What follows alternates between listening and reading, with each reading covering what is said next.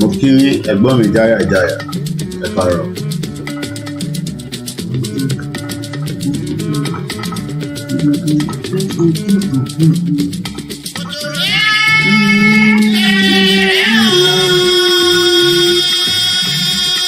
And a very good morning once again.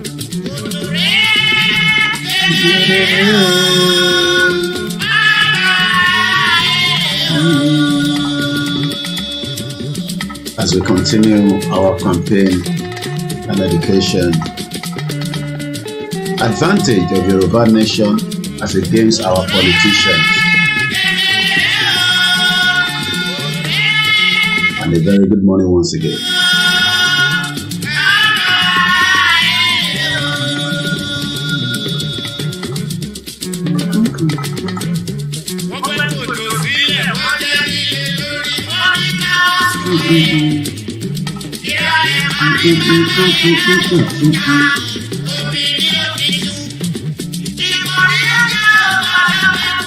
Advantage tá bá nílùú tiwa as against ibi tá wà lọ́wọ́lọ́wọ́ nísìn.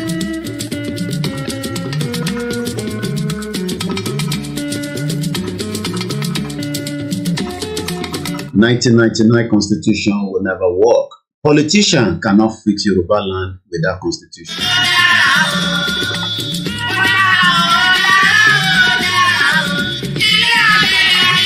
Ìgbòho ti ṣe sọ àti bàbá Akíntóyè lánàá pé Lagos remain part of us, but our focus must remain Yoruba nation.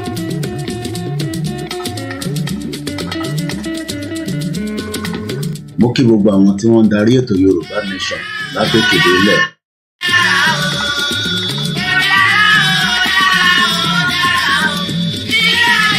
It's just coming up to 6 minutes past 3 a.m.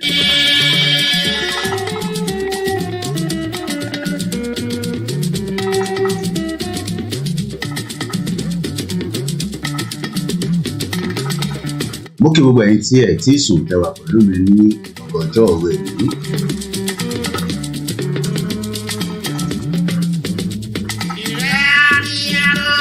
A máa nífẹ̀ẹ́ bàbá Akíntóyè kú ni, a máa nífẹ̀ẹ́ Ìgbòho kú ni. Mo kí bàbá wa Ayélóge, mo kí gbogbo wọn, mo kí bàbá wa Ṣífù Mámúlẹ̀ Yorùbá.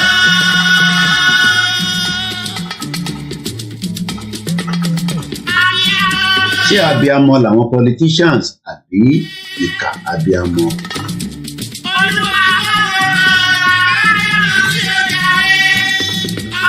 Ṣé àwọn èèyàn nífẹ̀ẹ́ ilẹ̀ Yorùbá àbí ìfẹ́ àpò tiwọn nìkan lọ ní?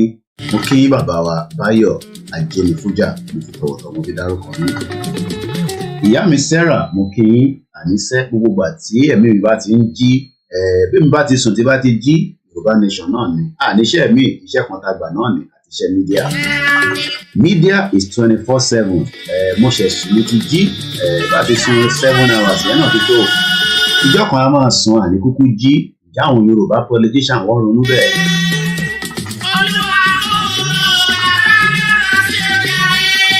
Tí bá lọ sí ìlú Amẹ́ríkà, mo fi tọ̀wọ̀tọ̀wọ̀ mo fi kí ìyá alálùbáríkà. Tí bá rí ìyá yẹn tó bá ń ṣe fìtìfìtì lórí social media, wọ́n máa dá rẹ́rìn nínú yàrá mi. Ìyá mi dáadáa, Yorùbá wòye. Tọkàntọkàn mo wà pẹ̀lú yín ní gbogbo ìgbà. Mo follow yín back to back.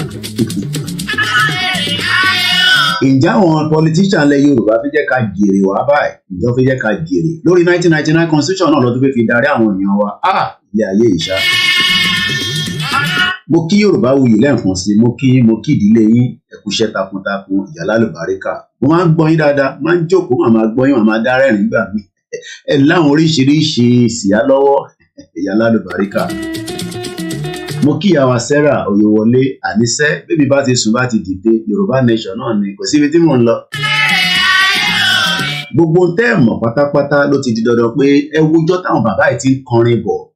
Táìtù ẹ̀ ní bí pẹ́pẹ́yẹ bá jẹ́ òkúta by Káyọ̀dé Fáṣọlá. Àwọn orin tí girama mi máa ń gbọ́ nìyẹn. Tí bá fẹ́ wọnú memory lane, irú àwọn orin tí máa ń gbọ́ lélẹ̀. Tí bá fẹ́ gbọ́ èyí tí bàbá mi máa ń gbọ́, màá lọ gbọ́ Ebenezer Obey.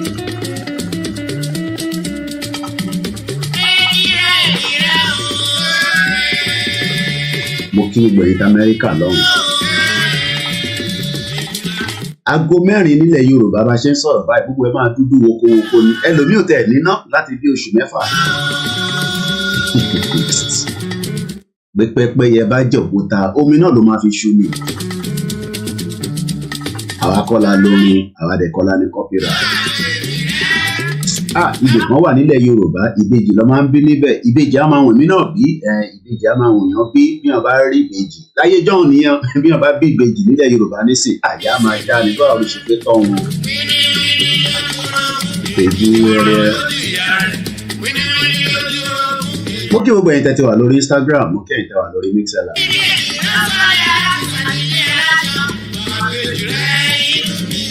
Ṣé bí yàn bá bí èjì rẹ nílẹ̀ Yorùbá nísìn, ṣé inú yàn á dùn ṣá nígbà tó bá rówó tán wọn. Adam Ọlámilékan mo kí yín, mo kí gbogbo ẹ̀yin tẹ́ wà nílùú Ghana, mo kí lẹ́ẹ̀kan sí i, mo kí bàbá wa CSI. Ó ti sọ̀rọ̀ tán lánàá, àtúgbọ̀rọ̀ gbọ́n kankan mọ́. Bàbá ní Lagos State belongs to Yorùbá, àmọ́ kì í ṣe politician. Mo kí bàbá wa Professor Banji Akintoye. Wọ́n ní the shackles of Nigeria. Àwọn bàbá yẹn òyìnbó ti pọ̀ jù, kábíyèsí lẹ́dùnmarè. Oríṣi àwọn òyìnbó kan tá a ṣe ń gbọ́ nísìn, àwọn òyìnbó oríṣiríṣi, you don break gather.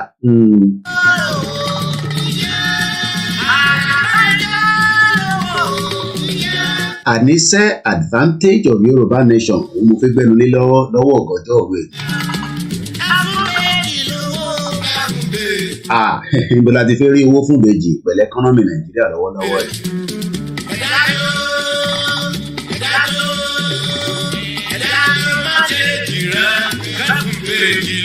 Mo kí gbogbo mùsùlùmí lẹ́ẹ̀kan ẹ kú palẹ̀mọ́ Ramadan àbùkù bá wa láyé. Bí Ramadan bá ń bọ̀ nígbà kan nílùú Èkó gangan àti gbogbo ilẹ̀ káàárọ̀ òjìrè, inú àwọn èèyàn á máa dùn ni.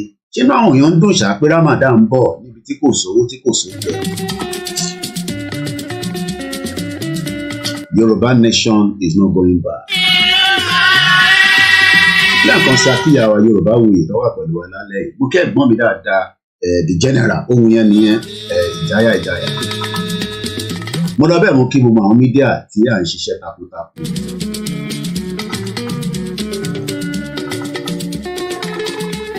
"63 years and nothing has moved." Yorùbá là wá dàbí omi adágún tó lọ, ó wà lójú kan. Àwa ń pùṣẹ̀ torí pé kí ni darkness la wà sẹ́ nínú Nàìjíríà. Mo kí gbogbo àwọn mídíà wà nílé pátápátá ẹ̀kúṣẹ́ takuntakun. Nasiru Olúwaṣeyì mo kí dáadáa. Ẹ jẹ́ agbọ́nrin yẹn tán délẹ̀, ó kù just 6 minutes. Mo gbádùn orin yẹn náà ní pẹ́pẹ́yẹ bá jòkúta omi ni ó fi ṣú. Káyọ̀dé Fáṣọlá.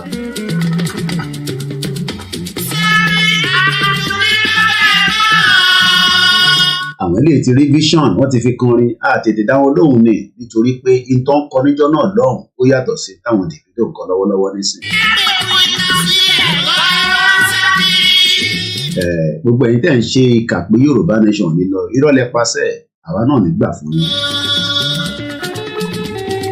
Mo lọ bẹ́ẹ̀ mo lọ sí ìlú kan tó ń pè ní Canada, mo ní dárúkọ ìyá náà. Ìyá ẹ̀ kódà lápítọ́ọ̀pù tí ìyá yẹn rà fún mi òun ló ń bẹ níwájú mi. Gbogbo ìgbà tí bá ti ń rí lápítọ́ọ̀pù yẹn màá máa ṣàdúrà fún ìyá yẹn. Ó fi ránṣẹ́ ni láti Canada, tí ń lọ bí ọdún méjì nísìn, kò ní bàjẹ́ fún ìyá lálùbáríkà. Àwọn fẹ́ gbé investment lọ Nàìjíríà, àmọ́ Nàìjíríà ní pé ẹ má tí ì wáṣẹ́, ìbíbá yóò ṣe ibi tí yàn ń gbé investment wá. Owó ń bẹ, ṣìgìdì ń bẹ lọ́wọ́ ọmọ Yorùbá, àmọ́ kò ṣe invest sílé. Mà ṣe. Mo ní èmi ni last man standing lórí mídíà. Gbogbo àti bá ti ń jí, ìyàwó mi ni mo tún lọ, mo ní mo tún wọ studio lọ nìyẹn. Mo ní iṣẹ́ mi tí mo ń ṣe ní wọ́n bá ń lọ ṣiṣẹ́ cleaning náà láàárọ̀ ní aṣáà dìde. Mo lọ bẹ́ẹ̀ mo kí ẹ̀gbọ́n mi dáadáa Simon Adébísí. Yoruba nation no going back in itself. Ó kù díẹ̀.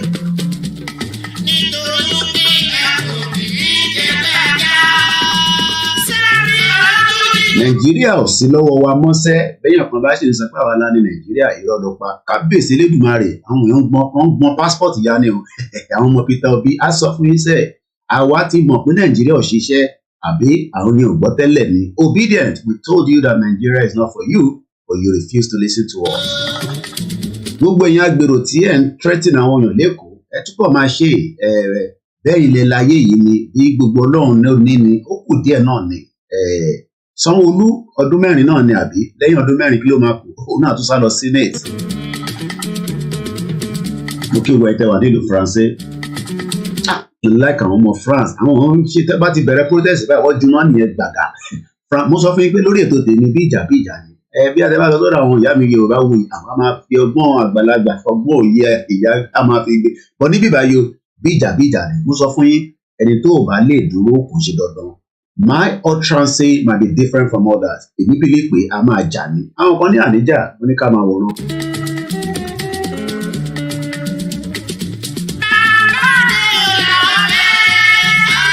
ṣé bàbá làwọn ta ní Nàìjíríà yẹn tí wọn nífẹ̀ẹ́ lẹ Yorùbá rárá mo kí bàbá wa Olúṣọlá Peters. àníṣe Kúdí owó ń bẹ nílẹ̀ Yorùbá àmọ́ àrílò.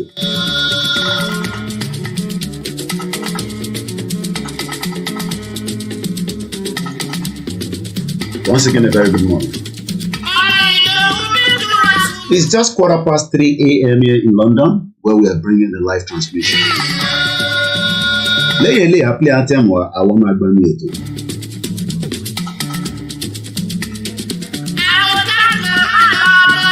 Ẹ já lọ sí Lagos State 20 local government Ọ̀yọ́ 33 Ògùn 20 Ondo 18 Ọ̀ṣun 30 Kwara 16 Èkìtì 16 Kogi 21 ǹjẹ́ local government kan ṣiṣẹ́ bá ṣe ń sọ̀rọ̀ nídàájí èlé bíyàn bá tẹ̀ síkì Tinubu lóyàn mú lọ́wọ́ ọ̀rọ̀ èlé ìjẹ́yàn lè pe ambulance kó wá gbéyàn nílé nínú local government tíyàn bá wà.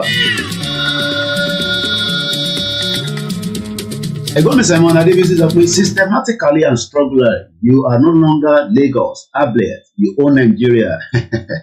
Ọ̀pọ̀lọpọ̀ mọ̀ pé Lagos fúnra rẹ̀ ẹ bá ń wò lọ wò bọ̀ ó ti wà lọ́wọ́ àwọn òyìnbó.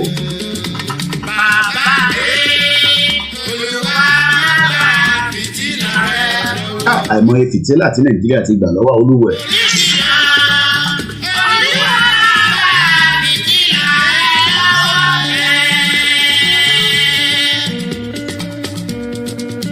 Wọ́n gba fìtílà lọ́wọ́ àwọn bàbá bá mi ṣe àpèsè nínú màá. Ìka ń bẹ ní Nàìjíríà àpèsè nínú màá. Bí wọ́n bá ń wo kú ọmọ yẹn, orí ikú yẹn, ẹ wò ẹ gbọ́ orí ikú yẹn, ẹjẹ́ àpilẹ̀ orin ẹjẹ́ àpọ̀sọ̀ wọn. Wọ́n gba fìtílà lọ́wọ́ fámìlì bá mi ṣe orí ikú yẹn.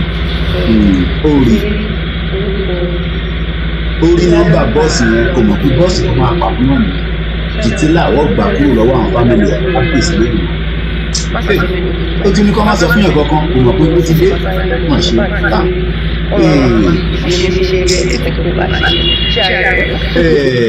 That was the last we heard from Bamishe before he was killed in Lagos State.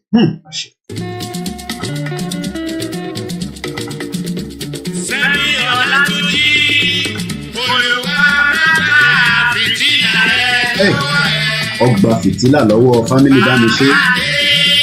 Jùmọ̀kẹ́ Oyèlékè ọ̀pá fìtílà àdògán mélòó la fi máa sọ mélòó January 9 ọjọ́ burúkú wọ́n yìnbọn fún kan náà mọ́ wa ní ọjọ́ ta ó kú ní kábíyèsí ẹ̀.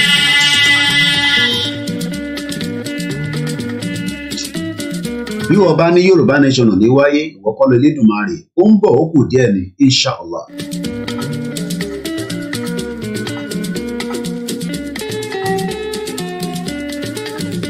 Mo kí gbogbo àwọn ọ̀dọ́ wa ẹ kú rọ́jú it's not easy. Olúwa má gbà ọ́ bẹ́ẹ̀ ni ọkọ kú di owó.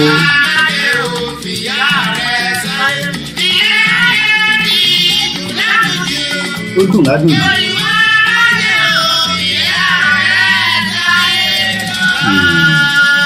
Àdúrà tí ní àmọ́ àgbà náà ni pé káwọn ìyá wa kọ́ pẹ́ mọ́ wa lọ́wọ́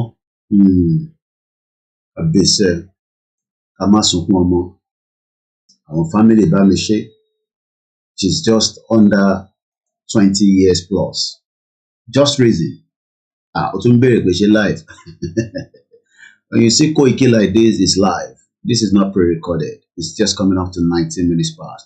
Let's play the anthem and get into the program as usual. Welcome to those of you that have settled into the conversation.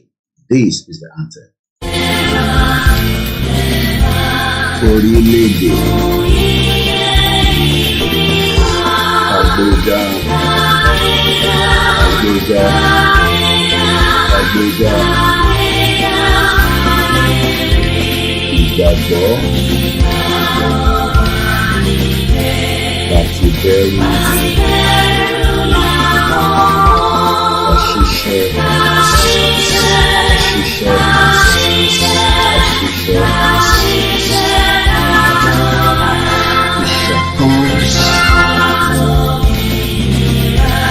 ìfẹ̀jẹ̀ tẹ̀síwájú àforíwó àfoyín ọmọ òde sí ipò ìwọ ni ìmọ́lẹ̀ ìwádìíláwọ̀ àwa ni ìmọ́lẹ̀ òde.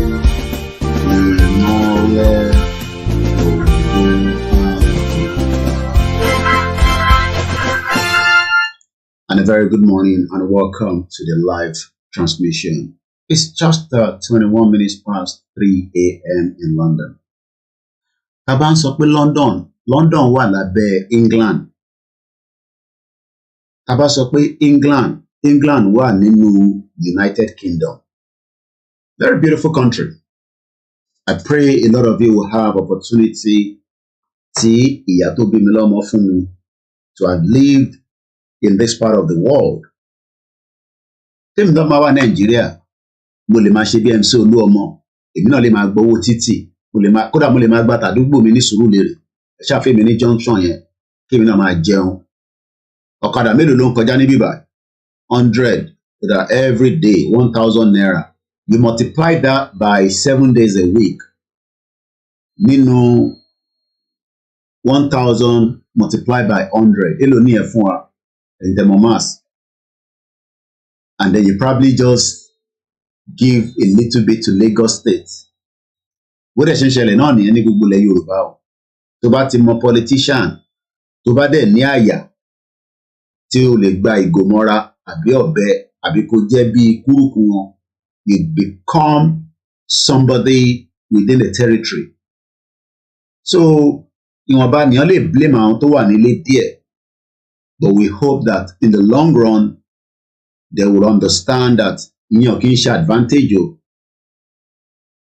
Ọ̀fun ẹni junction kan o wá manage or level dẹ̀ yàtọ̀. Ṣé ẹ ráwọn tó ń gba junction yàtọ̀ sẹ́ni tó fi gba contract? Àwọn kan fẹ́ gba contract. Bó ṣe máa gba contract tí wọ́n ti ń lé tipẹ́, òun ló ń wá. So everybody has reason why they want to keep Nigeria. Because as far as they're concerned, Nigeria is quite a very big monster. But kò ń ṣe gbogbo èèyàn tó wà nínú ẹ̀ ló ní àyà.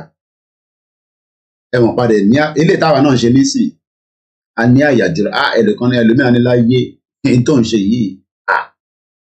Because ó ní bí olúkálukú ṣe ní àyà sí.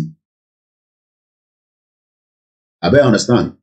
So when we look at the advantage that I want to talk about this morning, ìwé pẹlẹbẹ wọ́n pín káàkiri nígbà kan. Support Yoruba self-determination. Yoruba want independence.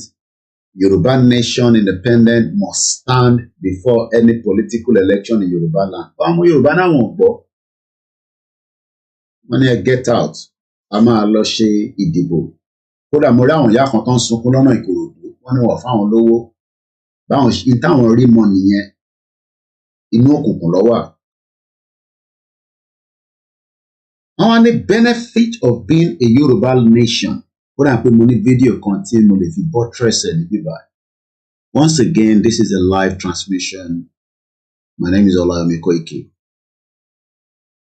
Kódà pé òun lè ẹja gbọ́ tẹ́lẹ̀ mi.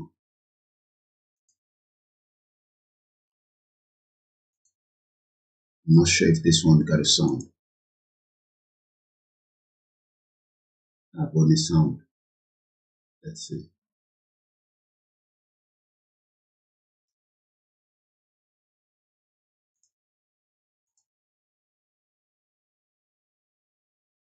Okay. Alright, you can work. My play in any sound. Yoruba de lon so nínú ẹ̀. Let me get that one. That one is called Benefit of Yoruba Nation. Olowa. Okay, onlele. Ẹja gbọ́ ilé. Àwọn àǹfààní tí ó máa wà ní orílẹ̀-èdè Yorùbá fún àwọn ọmọ onílùú: ìtọ́jú ìlera ọ̀fẹ́, ẹ̀kọ́ ọ̀fẹ́, àǹfààní fún ilé gbígbé, àǹfààní fún àwọn ọmọdé, ètò ààbò tó péye.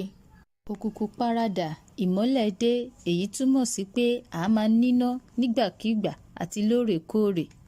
Orílẹ̀-èdè Yorùbá ló máa jẹ́ àkọ́kọ́ nínú ohun gbogbo. Òyà àti owó oṣù tó fini lọ́kàn balẹ̀ fún gbogbo àwọn oníṣẹ́ oṣù. Gbogbo àgbáyé yóò máa wá gbafẹ́ ní orílẹ̀-èdè Yorùbá, èyí tí a mọ̀ sí tourism, ètò ìfẹ̀yìntì tó péye. Ọ̀nà tó tẹ́jú tó sì dára yóò wà káàkiri orílẹ̀-èdè Yorùbá. Iṣẹ́ àgbẹ̀ tó múnádóko pẹ̀lú ìrọ̀rùn fún gbogbo àwọn àgbẹ̀. Àwọn ilé-iṣẹ́ tó gbayì jù ní gbogbo àgbáyé yóò wà ní orílẹ̀-èdè Yorùbá. Ètò ẹ̀kọ́, ètò àyè ẹ̀kọ́ tó dára jù ní gbogbo àgbáyé yóò sì wà. Orílẹ̀-èdè Yorùbá ni yóò jẹ́ àkọ́kọ́ fún ìdàgbàsókè ohun tó dára jù ní gbogbo àgbáyé. A kò ní nílò visa ìwé ìrìnnà fún ìrìnàjò láti lè lọ sí òkè òkun mọ́. Ìrọ̀rùn ló máa bá dé fún orílẹ̀-èdè Yorùbá àti gbogbo àwọn ọmọ onílùú. Àyíká tó dára pẹ̀lú ìfọ̀kànbalẹ̀ fún gbogbo àwọn tó fẹ́ bá wa ṣòwò ní orílẹ̀-èdè Yorùbá. Orílẹ̀-èdè Yorùbá jẹ́ orílẹ̀-èdè aláṣẹ, orílẹ̀-èdè tí a kọ́ sórí àpáta tó lágbára tí kò sì lè yẹ̀ láéláé. And you had that beautiful, very eloquent advantage. Some might also say, Koiki, advantage tó ń sọ yìí ó máa wá náà nínú democracy. But how bó ṣe fẹ́ wá nínú democracy Nigeria òun la ṣì ń gbéyẹ̀wò láti 1999. Even British sọ pé 20 years democracy without any military intervention ó yẹ ká gbé sàdánkátà. This is part of what I captured yesterday while Baba Akintoye was having the media chat with us with the Biafra yesterday. Lagos is part of Yorubaland, as Simon has said. And I think those of the people who want to cause trouble by saying Lagos is a no man's land, please stop saying that, because it causes irritation. It causes irritation and it causes anger. So why do you want to annoy people? Lagos can never be anything other than Yoruba. So saying it is a no man's land is very insulting. Please stop saying so. Okay? Thank you very much. Thank you very much. And I believe that message is also well received. Those that are making some comments that you know is not real. I know this is from also making such a comment. But we all know, everybody knows the history and like that. So that has cleared the air. I know some of our Yoruba people, Mama Dada, I know a lot of you don't love these alliance. You have the right not to love the alliance with the Biafra. I understand. Ẹ lọ máa mú àwọn ìtàn kan jáde. It's good, but fame mi o kò sí nǹkan kan tẹ́nibọ̀dì lè sọ. The first problem òun ni n tí British dá sílẹ̀. Ṣẹ́rí tí British ò bá dá gbogbo wàhálà yìí sílẹ̀, gbogbo àwọn nǹkan kéékèèké báyìí, mo kí yàrá Comfort Ológunjà, it would not be a problem. Benjamin Adebayo, good morning. Warish says Yorubaland is at war long time ago, party one mogun ti pẹ́. Without the basic public water, electricity, hospital, amenities, is this not the act of war? Nothing to restructure is an act of war on Yorubaland. Ẹ̀gbọ́n mi Simon Adébísí ní families are now ignorant of vice and crafty device of divide and rule and conquer tools of conspiracy, conquest, honey traps, and debate everywhere. Let me say this, fẹ́yìn ẹ̀gbọ́n mi kọ̀ọ̀kan tẹ́ máa ń gbọ́ mi. Mo sọ fún yín pé ẹ̀mẹ́ntẹ́ ń bá deal.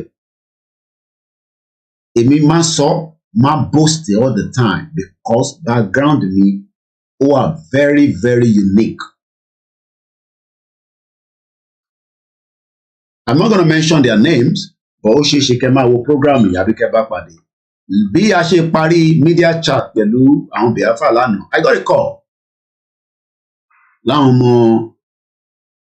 not àwọn ọmọ àwọn ẹ̀gbọ́n wa kan wọ́n pè mí sórí conference call.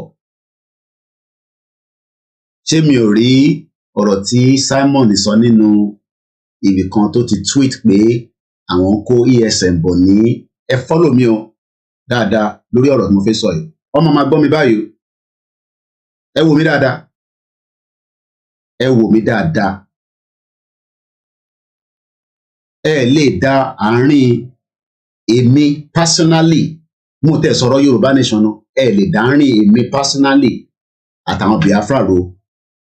Tẹ bá fẹ́ convince Ìgbòho, mo lè assure yín pé Ìgbòho kì í ṣọmọ kékeré. I cannot speak on his behalf. Mo mọ tó máa sọ fún yín. Tẹ bá fẹ́ bá bàbá Akíntóyè sọ̀rọ̀, which ẹ mọ̀ kí mo ní kẹ́ lọ bá bàbá Akíntóyè. Just bá ṣe parí media chat lánàá, I had a conference call. Tó wá fún mi táwọn kan pè, ó wá gbé sórí conference call. Pé ṣé èmi ò rí tí Simon Ekpa tweet nípa àwọn máa kó ESN wá sékòó. Ẹ gbọ́ mi dáadáa o. Ẹ̀yin onílàákàyè, bóyá ọ̀rọ̀ yìí ó make sense àbí kò make sense. Bí èmi ni mo dẹ̀ ń wà too excited láwọn Biafra.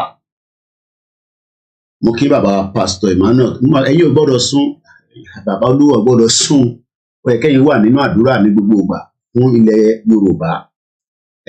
Pásítọ̀ tó bá ṣì ń gbàdúrà fún Nàìjíríà, ó kàn waste gbogbo energy ẹ̀ because Ọlọ́run ti fa Nàìjíríà ya nínú ẹ̀mí.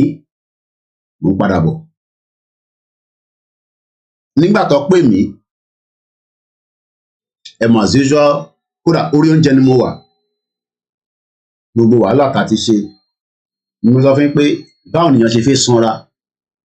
Ìyàwó mi máa ń bínú gan pé kí n má gbé call tí bá ń jẹun nípa. Gbogbo ọmọ tó fẹ́ pè fún. And when they called, the transmission is frozen.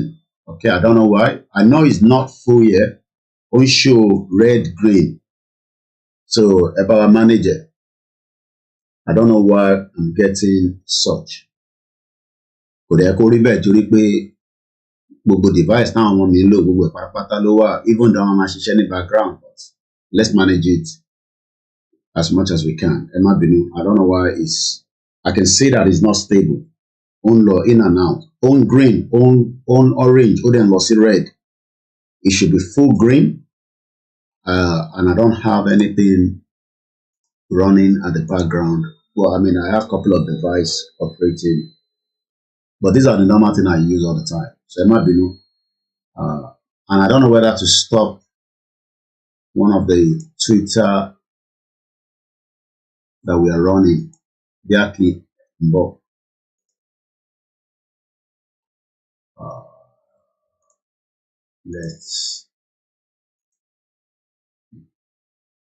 I'll monitor it and see. I mean, I don't know. Yeah, it's not definitely from my side. It could be upgrade and all that. So let's manage it. Let's manage it. I can say that it's not stable. It's going in and out.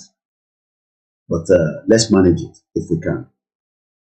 Yeah, it could be maybe network speed outside. Òun ṣe látọ̀dọ̀ tèmi.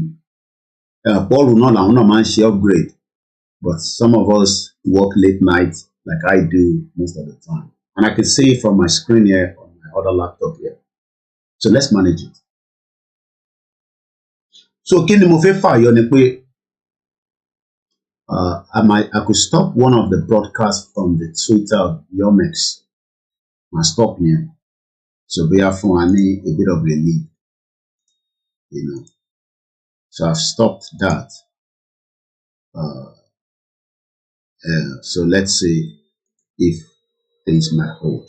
Okay, I'm going to stop here. So I think I can see it's fully green now. So we should be able to be okay now. So when I got that call, àwọn tí mo mọ̀ dáadáa náà ni àwọn ẹ̀gbọ́n mi náà ni wọ́n. Èèyàn kan ló pè ọ wá fi mí sórí ọ̀pẹ another person wọlé. Mo dẹ̀ mọ̀ tó fi sọ, but eventually from conversation you know where they're going.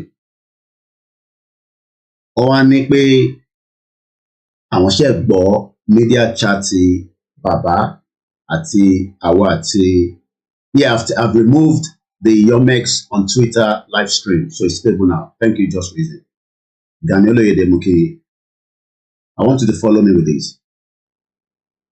So, wọ́n ní àwọn ṣe wo media chat tí a ṣe lánàá pẹ̀lú bàbá Akíntóyè àti Dr. Olóyè Ìgbòho. Ọ̀pọ̀lọpọ̀ tí gbọ́hùn Ìgbòho for a very long time, so even though he couldn't come through the Zoom, but I called him and he was with us. And these are the two leaders tí a gbà fún. Ṣé rí problem tá a ní òun ni pé a ní a gbà fún àwọn kan, but a gbà délẹ̀ tán torí pé àwọn kankan wà tó ń ṣe bí àwọn decision kan tó ń take. I feel pé it's the wrong decision. Lọ́nà àwọn ṣe wò tán mo ní ẹ̀múnà ṣẹ̀ṣẹ̀ tán náà ni. Ìkànnì wọn wá ń bi mí pé ṣé mo rí túwìtì Simon Ekpa ní few days ago tó náà máa kó àwọn ESN wá sí Lagos State. Mo ní mo dẹ̀ wo program yẹn tó ṣe ní alẹ́. Wọ́n wá ní kí ni èmi rí sí Simon Ekpa ṣe yẹn. Definitely they don't like Simon Ekpa, or probably they don't like him because ó ní àwọn máa kó ESN wọ Lagos State. Mo jẹ́ kó sọ̀rọ̀ wọn tán. Mo wá ní ṣáwọn follow tweet tèmi náà ṣá. Ẹ tó bá ń follow mi lórí Twitter ní just before Saturday, I posted a retweet of a guy with a list of all the criminals, àwọn thugs tí wọ́n fi lò ní Lagos State. Bí bọ̀bọ́ yẹn dẹ̀ ṣe sọ bẹ́ẹ̀ náà ló ṣe wáyé níjọ́ Saturday.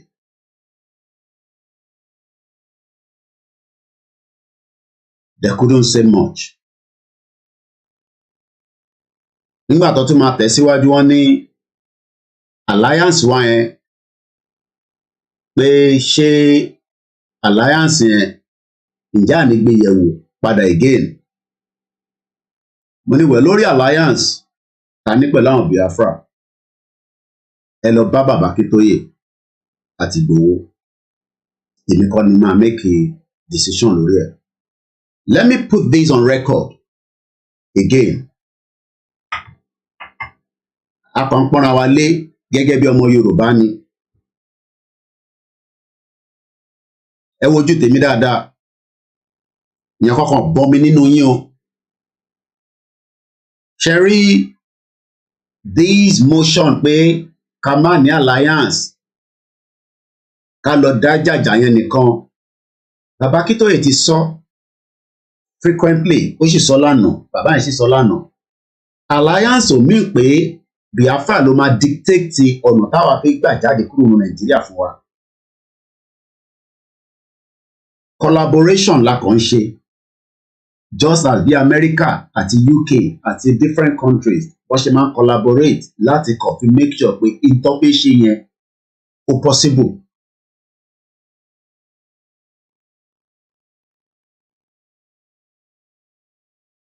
Ẹ stay away lórí ọ̀rọ̀ Biafra àti Yorùbá. Lọ́dọ̀ tèmi ni mo sọ o, anybody ẹ lè change views tèmi. Kódà mo sọ CSI náà sọ lánàá pé Lagos State àwa la ní, wọ́n ti sọ fún Simon Ekpa, ó sọ fún àwọn ọmọ Igbo tó ń claim pé àwọn làwọn ní Lagos, pé ọ̀rọ̀ yẹn ọ̀rọ̀ dọ̀tí ni, ọyẹ máa sọ bẹ́ẹ̀. Kódà even after the program tí mo tún bá CSI sọ̀rọ̀, mo sọ fún yín pé tíyàn bá sọ níta náà ló máa sọ nínú ilé. The same thing tèmi àti wọn sì sọ náà nìyẹn pé wọ́n lè máa sọ fáwọn làwọn lẹ́kọ̀ọ́. Bọ́n ṣe rí gbogbo game táwọn politician, mo sọ fún yín pé púpọ̀ náà àwọn tájọ́ ṣe Yorùbá nation, púpọ̀ ní politician ní ẹ kàn pretender ló pọ̀ jù nù yín. À ń ṣe Yorùbá nation but you are all pretenders.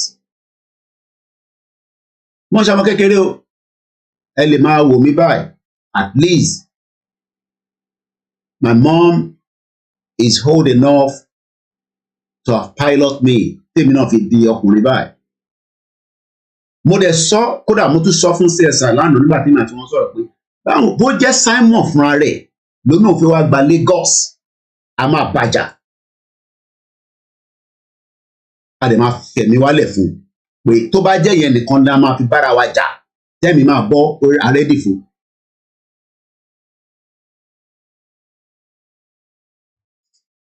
Àwọn tó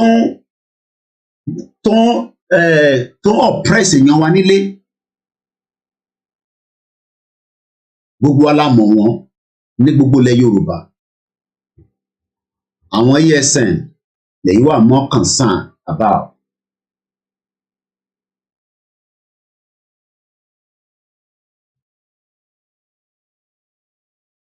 Diaspora làwọn méjèèjì yẹn wà pọ̀ sínú Nàìjíríà. So mo can put this again on record. So if you also have this kind of, something in your heart, I've had a lot, mo ti gbọ́ too many things lọ́dọ̀ àwọn medias wa kankan, but everybody's views is different. But lórí platform tèmi o, our alliance with the Biafra continue until tí bàbá Akíntóyè àti Ìgbòho bá sọ pé kò sí bẹ́ẹ̀ mọ́. But for now, it is continuity. I don't need anybody to come and convince me on that. Ẹ bá pè mí lọ́mọ Igbo, ẹ bá pè mí ní family Igbo, ìyẹn ṣe problem tèmi. Because ìtàtàgbédání is a very big fight. Ẹ̀yin lẹ́yìn ò mọ̀, but àwa tí intelligent lójoojúmọ́ intelligent dọ́dọ̀ tèmi àti DSS báwọn náà ṣe ń yọ́ só bó ṣe ń gbọ́ lọ́dọ̀ tiwa làwọn náà ń gbọ́ lọ́dọ̀ tiwọn. But I need to go into too much details. Àwa la mọ ẹ̀yà tí a wà níwájú federal government, because they know that alliance means a lot.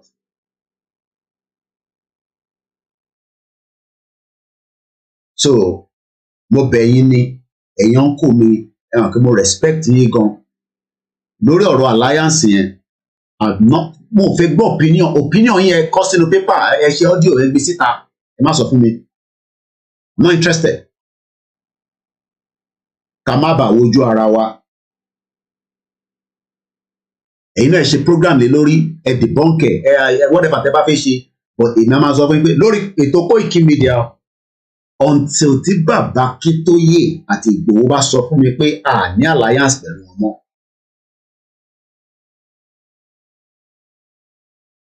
So for now, our alliance with them stand.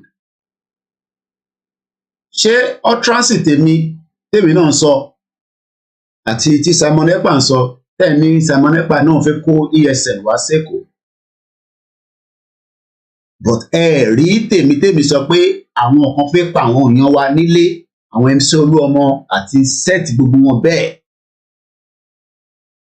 Ṣé àwọn ọmọ Igbo nìkan ni wọ́n unleash havoc lé lórí ní Lagos State níjọ́ Saturday?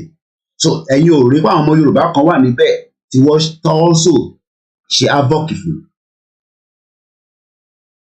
So that is on that, and I'm sure ẹ ti pick message mi. Ṣé báyìí ká wojú ara wa o, bá ṣe ń ṣe ta nífẹ̀ẹ́ ara wa yẹn, ẹ jẹ́ ká ra dé mọ́bẹ̀. Lórí alliance yẹn, bàbá Akíntóyè, bẹ́ẹ̀ bá wá pé bàbá Akíntóyè àti Ìgbòho, èmi ò ní sọ táwọn máa sọ fún yín, ẹ̀yin ẹ pè wọ́n. Ẹ try láti convince bàbá yẹn pé alliance yẹn ò dáa, wàá sọ tó máa sọ fún yín. Ìgbòho náà dẹ̀ sọ tó máa sọ fún yín. Mo sọ fún yín pé Nnamdi Kanu ló wá Ìgbòho wá. Mo ti sọrí, àkókò mo ti sọ fáwọn ọmọ Biafra náà, gbogbo ìtàn pariwo Simon Ekpa. Àwa mẹ́rin làwọn nu meeting yẹn, kò dẹ́n ṣe meeting ẹ̀ kan, kò ń ṣe meeting ẹ̀ méjì. I don't have to go into details. So let's leave that as it is. Àwọn Fúlàní tó ń hold bondage ayé wa, ẹ sọ̀rọ̀ láwọn yẹn lórí. But ti àwọn Biafra yìí nísìn, òun lè mú. I'm not talking about àwọn tí wọ́n believe o, because àwọn ọmọ Igbo kan wà tẹ́ pé mo rí kan náà lórí Twitter, ẹ̀ka lọ máa dig trenches and all that, you know. Arákùnrin táwọn yẹn ni, sí wọn ti trenches, sí tó kàn pọ̀ gbogbo nonsense tó ń tẹ̀. I see them on my comment. Wọ́n máa ń comment lọ́dọ̀ tèmi náà dáadáa. So àwọn náà ní fraction tí wọ́n believe in this joint alliance. So, but for now, the alliance continue. Advantage, if we have our own country, is what I want to talk about. As much as I can, you know, even if it's just 2 hours, about at least 3 hours.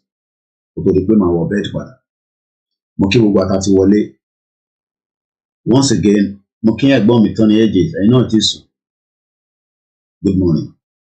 Malami and Lai Mohammed and Emefiele agenda continue. Then, kí ló ń pè ní advantage? Why is it that our own advantage in Nigeria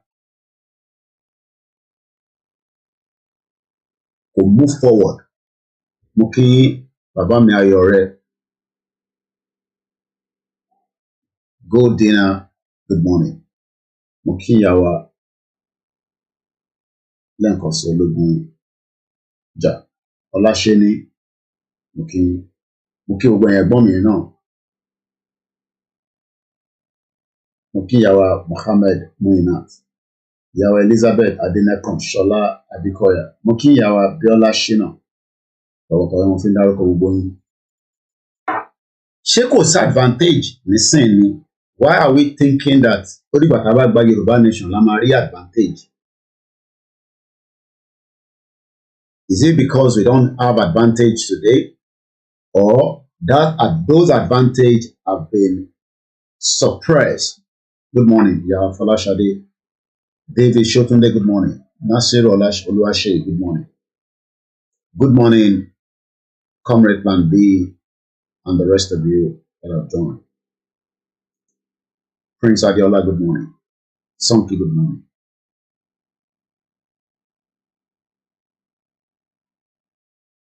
Somebody is asking, how can Niger Delta join this struggle? Our oil is being siphoned to the north. Well, you see, like Nnamdi Kanu always say, when everybody, let me say something, there are some people that doesn't want to break away from Nigeria because they are also part of the reason why we are saying Nigeria is not working. When we talk about the Fulanese, it's not just the Fulani. We also have people from Niger Delta, from Jos, from Plateau, from Middle Belt, from the north, from the south, from the southeast, individuals, groups of people, communities, Bales, kings. It's mixed bag. Somebody like Asari Dokubo is making a lot of money from the government. There's another guy called Tompolo. I've not spoken to Tompolo, but I've had a bit of information that Tompolo should be on our side for the self-determination. But ṣé mọ etí Tompolo ń jẹ lọ́wọ́ federal government lọ́wọ́lọ́wọ́ nísìn. These are big. Àwọn náà dàbí dán lọ́dọ̀ tí wọ́n ní. And the federal government is scared of all the cherry reasons. The federal government is still thinking that because we have not harmed ourselves. Báwa ṣe ń ṣe ìtọ́mọlúàbí. Ìjọ tá a bá dé pé government realize pé àwọn people náà ti ní what were harmed. I told you yesterday, paramilitary has been done as far back as 1963 when the Wales people set up their paramilitary and they were bombing England for 6 years. IRA did the same thing. But the government is not seeing us from that perspective. They only see us that, okay, Koiki is talking, Yoruba way is talking, Yedara, Omoluka and all that. But they are not military wings or paramilitary wings. So that's why they probably think that. But I want to Polo, they have a lot of, they're well harmed. So the government is scared of those people in that region. And the government do not want people like that to be part of this movement. But I know that they are talking to them. But I don't have to go into details. I'm aware of that. Àti Tompolo, there's another guy, I can't remember his name now. Wọ́pọ̀ náà, àwọn náà ní àwọn eruku gan ní gbogbo ọ̀nà wọn yẹn. Wọ́n dẹ̀ ní àwọn tó yẹ pé wọ́n dúró tì wọ́n. But government of these politicians are very smart. They want to buy as many people like Tompolo to their side. Wọ́n sọ fún ìyàwó mi lánàá pé those Creek men stand fully. Wọ́n wà ìbọn gidi RPG. Wọ́n ní boat.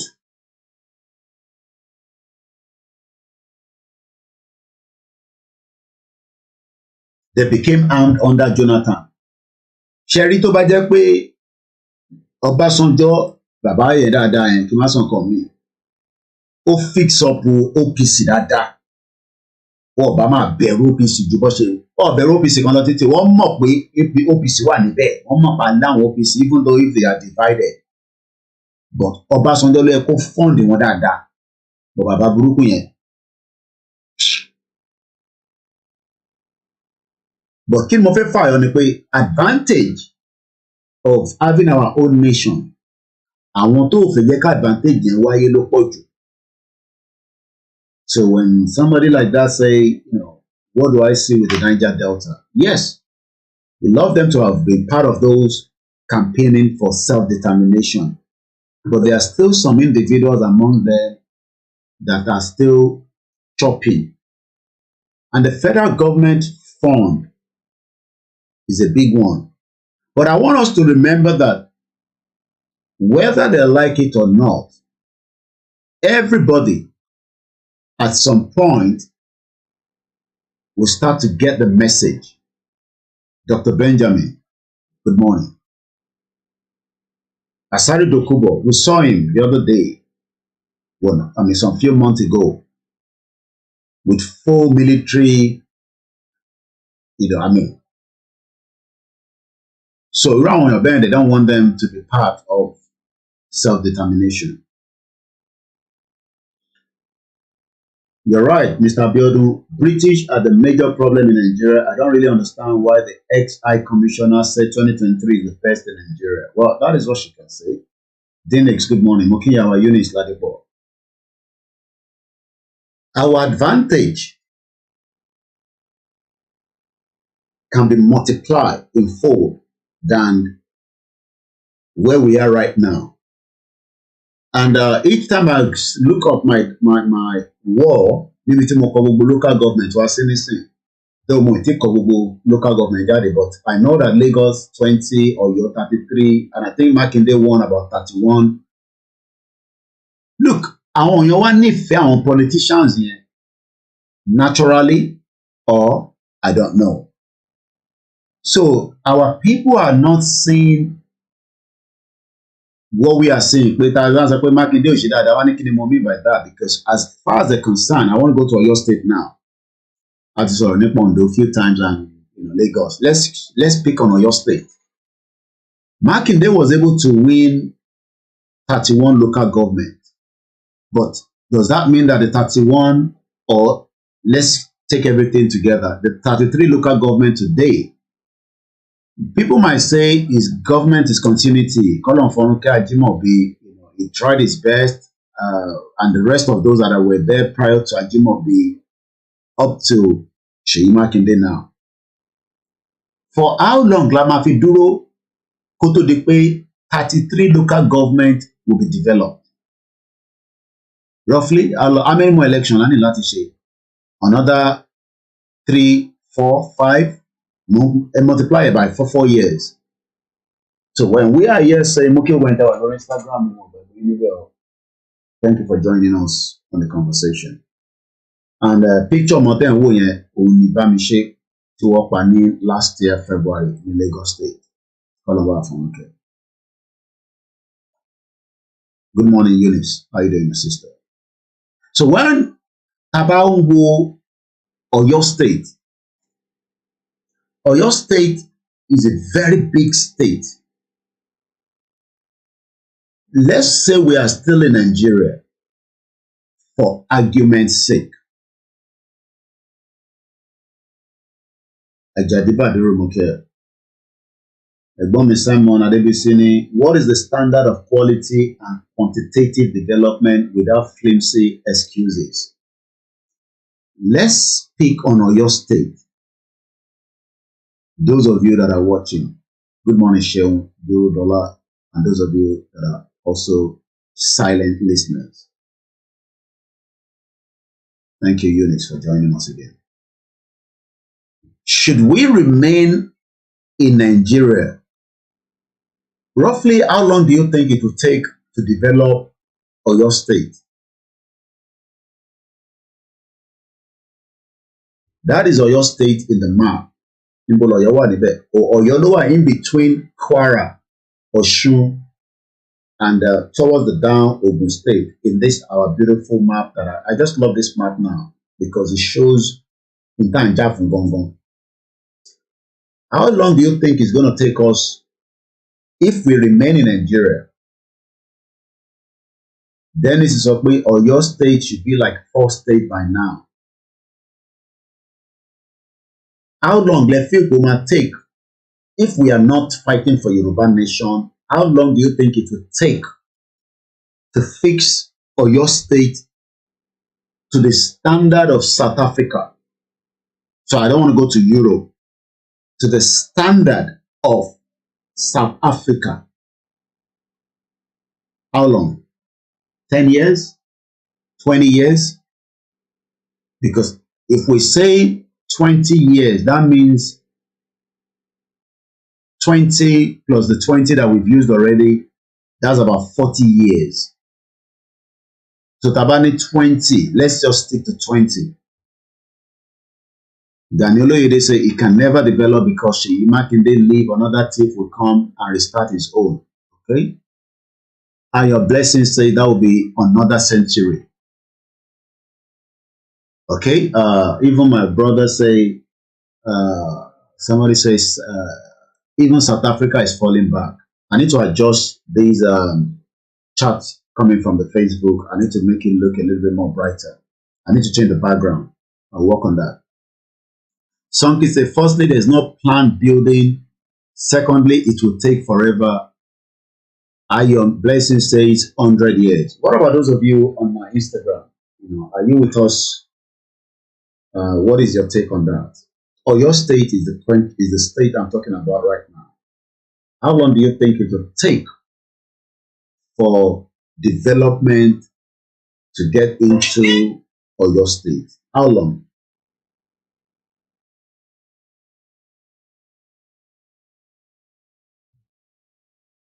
Once again, a very good morning to those of you that have joined us on all the platforms. Ismail had me 10,000 years. In reality, we can continue to run this government of no confidence. It's okay. Just reason is trying to be reasonable. It depends on how our people are determined and see benefit in the new nation. But why is our people not seeing the benefit? Because look, people love Seyi Makinde because that's the only thing they can see. You know, it's the government, is the one running the show in Oyo State. But ṣé lótìtọ́ lódodo, is it Seyi Makinde that is controlling Oyo State, quote and unquote? Because kí ni natural resources tí Ọ̀yọ́ ní that we can say can generate income for us? We have the land. We have the land mass, which is very good.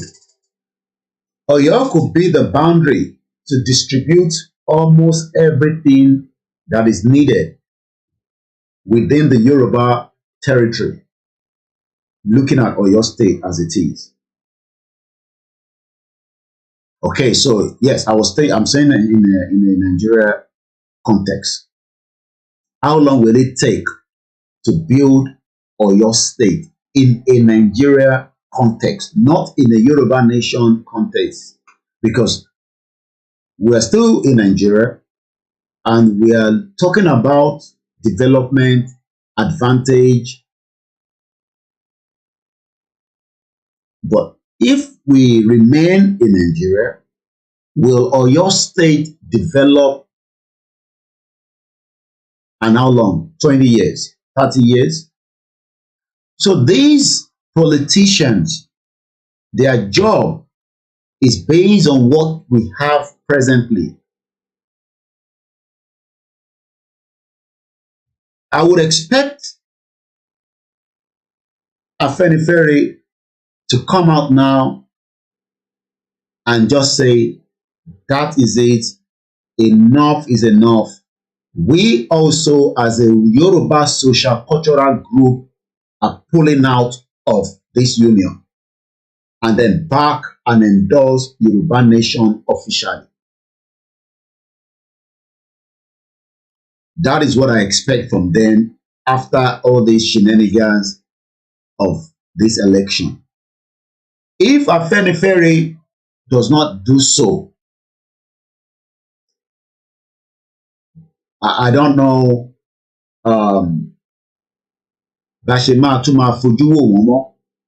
because they've played their last card. Kò sí nǹkan kan tó tún fi wá sọ síta mọ́ fún àwa ọmọ Yorùbá tá fi gbọ́.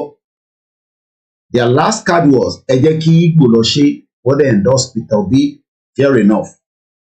But now that this whole structure has failed, moving forward, Afenifere to just come out and endorse Yoruba nation. Yawa comfort me, most of our people back home cannot see that Nigeria can ever be fixed. Also, some diaspora are not truthful, confusing our people. Adeyanju say, until all of them change their mindset and fight for the country, because with Nigeria, there is no development to come 1,000 years. Alan Conde, good morning. You also said our people believe in what they see alone. Good morning once again to those of you. Mokin Babawa Fisla 01. Mokin gbogbo ẹ̀yin tẹ́ wà ní Mushin, mokin gbogbo ẹ̀yin tẹ́ wà ní Lagos State, àbáyàn kọ̀ọ̀kanjà. Àwa kàn ń gbé yẹ̀wò pé Nigeria is not giving us the full advantage as Yoruba people. Our advantage nínú Nigeria, Mokin Babawa Shitu, ọmọ mi, ó ti wà diminished. Ṣẹ́rí gbogbo state tí ẹ̀ ń wò tó jẹ́ tilẹ̀ Yorùbá tí ó wà ní this side. No, báyìí rẹ̀ kì náà tó wà ní this side ẹ̀ ń wò tó wà lókè ní lẹ́yìn ní.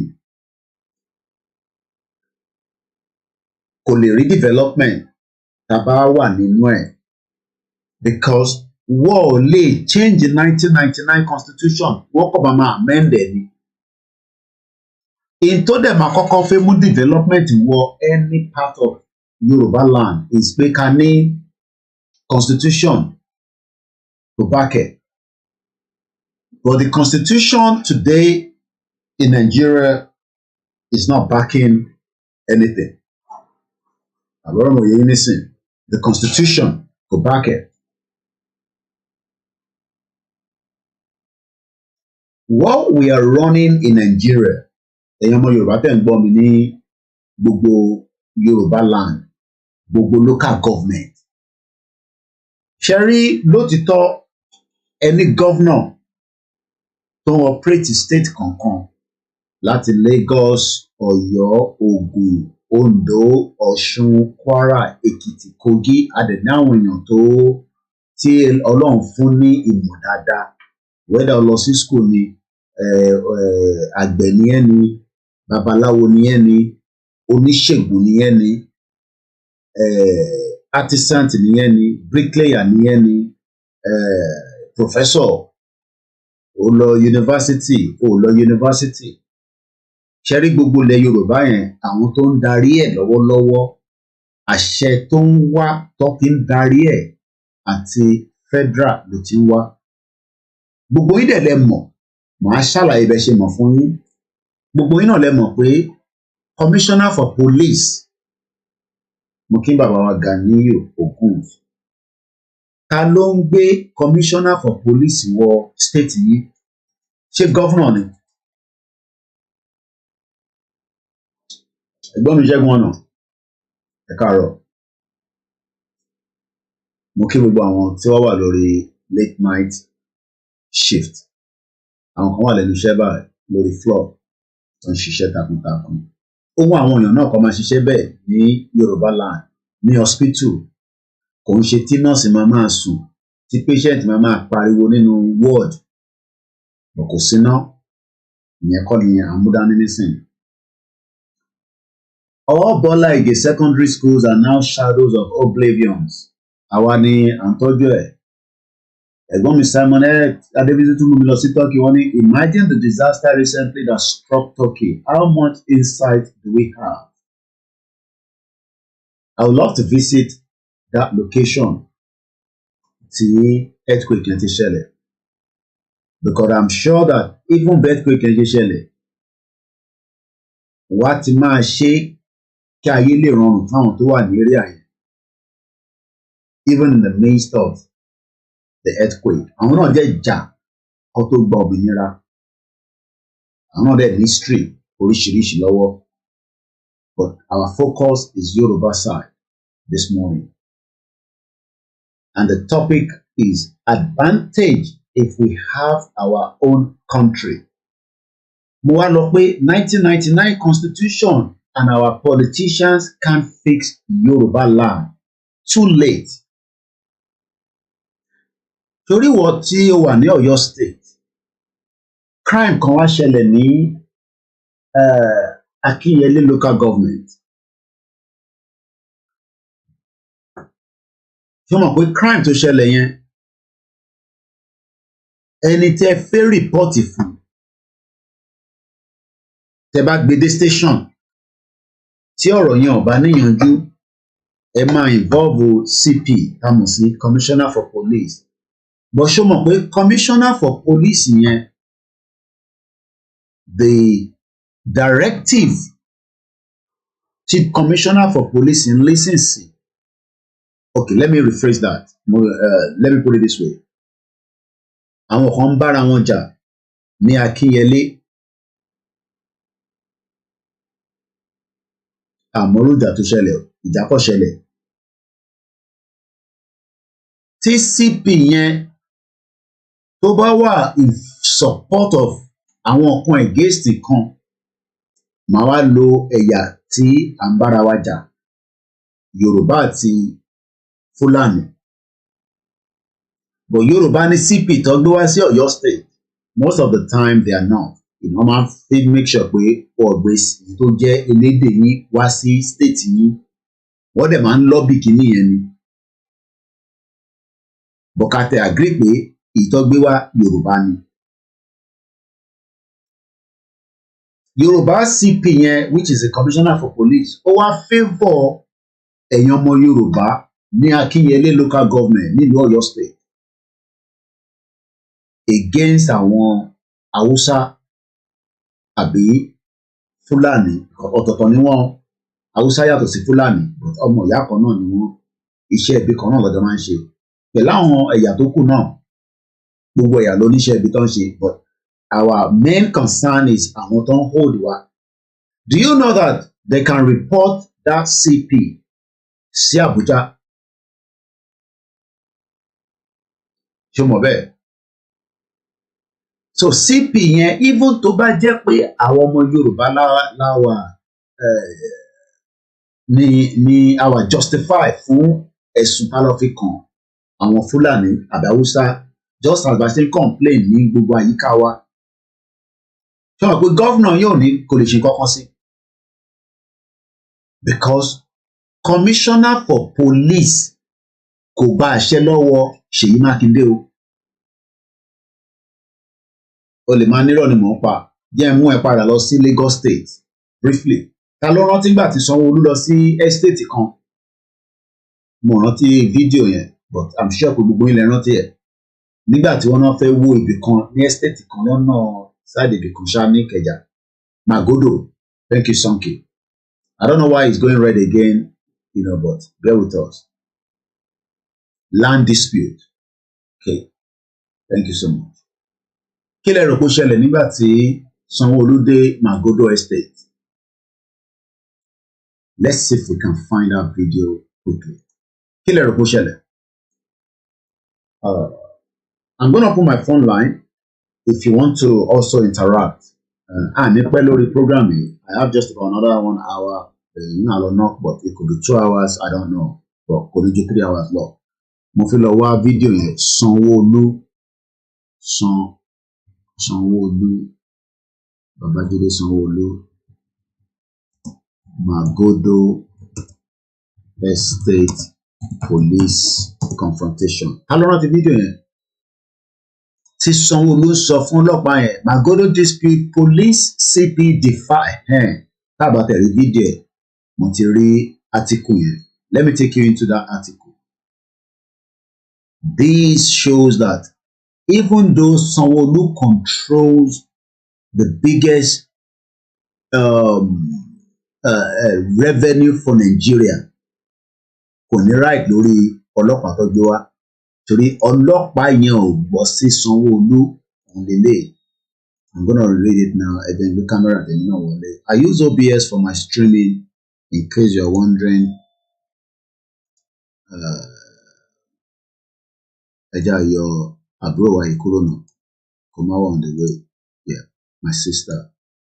I can never forget you. Now, look at this headline. This was January 4th, 2022. The governor of Lagos State, CPN, sọ pé Mokinyawa Victoria. I'm sure a lot of people know this, but them mọ̀ pé a máa ń fi sentiment sink on. Magodo dispute. Police CSP defies. Tó bá sọ pé nǹkan defies, òyìnbó yẹn ti pọ̀ jù, ẹja break it down. Kí ni meaning ẹ̀? It is defy. Again. Defy. One more time. Defy. Ọmọ tó mean. Openly resist or refuse to obey. Èmi ò mọ rísí kí ló dé ẹ̀yin pépà ìṣe máa ń kọ òyìnbó tí Nigerians ò understand, because how many Nigerians will understand defy? Tẹ́ bá ti kọ síbẹ̀ pé police CPS disobey some, but because wọ́n fẹ́ kọ in a crafty way that an average Yoruba man does not understand what it is. Thank you so much. Baba Olajalani, I am at work and enjoying the program. Mo kí gbogbo insecurities wa then ṣiṣẹ́ ní gbogbo àkíkàkiri. There's a lot of people that are doing different jobs lólúkálukú ń ṣe ní different places. Ẹlòmíì ń ṣe ní McDonald's, KFC, ibikíbi tẹ́ bá ṣà ti ń ṣe tí a ti ń rí ọrọ̀ ajé Ọlọ́run á máa wà pẹ̀lú wa. Mo dẹ̀ kẹ́yìn tẹ́ wà lé náà tí ẹ fi ṣiṣẹ́. Bàbá ìyá mi Eunice ni I remember the video. Ọlọ́runwájú Táíwò ẹ̀gbọ́n mi káàbọ̀ Ẹ̀tísù, Ayọ̀dèjì, Ọ̀jẹ̀túndé mo kí yín, Azan Mumini mo kí yín. Once again, Dennis also said, no way we can fix Yorubaland for the next 100 years with this system of Nigeria. Mo kí wẹ̀tàwà ní Georgia, mo kí ní gbogbo ibi tẹ́ bá wà. Look at what the headline then said. Video yẹn gangan ló yẹ kí n lọ wá, and that's the video. Ẹ jẹ́ ká jọ wò. Can you call your superior in Abuja? Ewu gọ́fúnà tó ń sọ pé kéèyàn kan call the superior. Is this not a shame? Is this not a shame that the 1999 Constitution? Yes, I mean, Yoruba people can be excited that Sanwo-Olu is the governor and all that. The same way tí CPO ní gba àṣẹ lọ́wọ́ Sanwo-Olu, bẹ́ẹ̀ ni wọ́n ní gba àṣẹ lọ́wọ́ Ṣèyí Mákindé. Wọ́n dẹ̀ ní gba àṣẹ lọ́wọ́ Abdulfatai ní Kwara, Aketi Londo, Gaiman ìtọ́wà l'Ogun State, criminal ní gbogbo wọn. They are criminals. But let's watch this video. I do not own the copyright to it. I tell them that the governor is here and I'm chief security officer. Oh, shut up. You are not any chief security. Agbèrò ọ̀nà ni gbogbo yín pẹ̀lú àwọn MC Ọlọ́run. Only I'm the chief security officer. Ó fẹ́ kàn máa prove o, èyí tí kò jẹ́ kó prove. And this is why we are saying to our people that, okay, fair enough, ẹni ẹ fẹ́ Nàìjíríà. But Nigeria ò fẹ́ yín because Sanwo-Olu, that is your governor, àṣẹ tó ń gbà láti federal ni fáwọn tí wọ́n kó fún lọ́wọ́, títí kan sójà tó ń protect Lagos State, DSS tó ń protect Lagos State, name every one of them, wọ́n gba àṣẹ lọ́wọ́ Sanwo-Olu. Let's watch the video without any more interruption. Superior in Abuja and tell them that the governor is here and I'm the chief security officer and that you don't have any business being in my state right now and that I want you to disengage forthwith from here. Thank you very much, sir. Your Excellency, sir. I'm not here on my own orders. That's why I'm asking you to make a phone call and tell them, your superior, that I'm here standing in front of you. Thank you, sir. I'm here on instruction of this security authority to the AGF, sir. And that is why I'm here. I'm too small or too low to call them. Your Excellency, sir, with due respect, sir, you can call them directly, sir, so that they will answer to you. So you take care of it, ask you to come. I'm here on instruction of each security authority. This guy is there under the order of Inspector General of Police. Let's go and look at the Inspector General of Police. IGP. No, the other one. But let's just go with the Inspector General of Police, abbreviated as IGP, is the head of Nigeria Police. But Tabani Yoruba country tiwa, we will be able to change the narrative. And the narrative will, and this is the current guy that is there.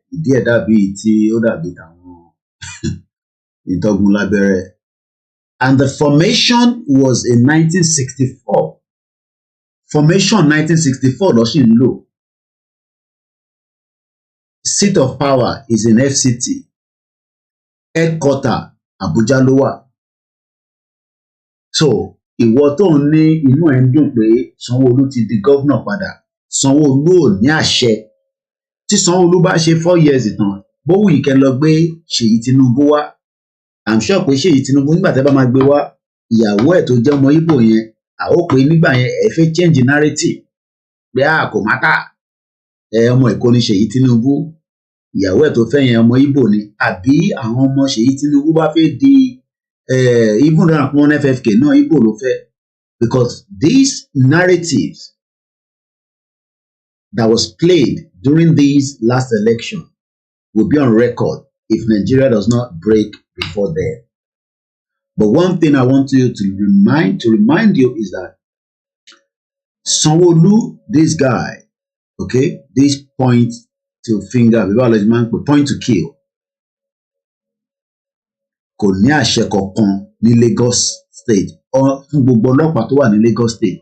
Gbogbo ọlọ́pàá tó ń bẹ ní Lagos State látòkè délẹ̀ abẹ́ Nigeria Police Force ló wà, abẹ́ Inspector General of Police. Inspector General of Police ní right láti gbé wọn kúrò ní Lagos State, ó dẹ̀ gbé wọn lọ sí Kogi tẹ̀síbílẹ̀ Yorùbá ní Kogi, ó lè gbé wọn lọ sí any other state within Nigeria.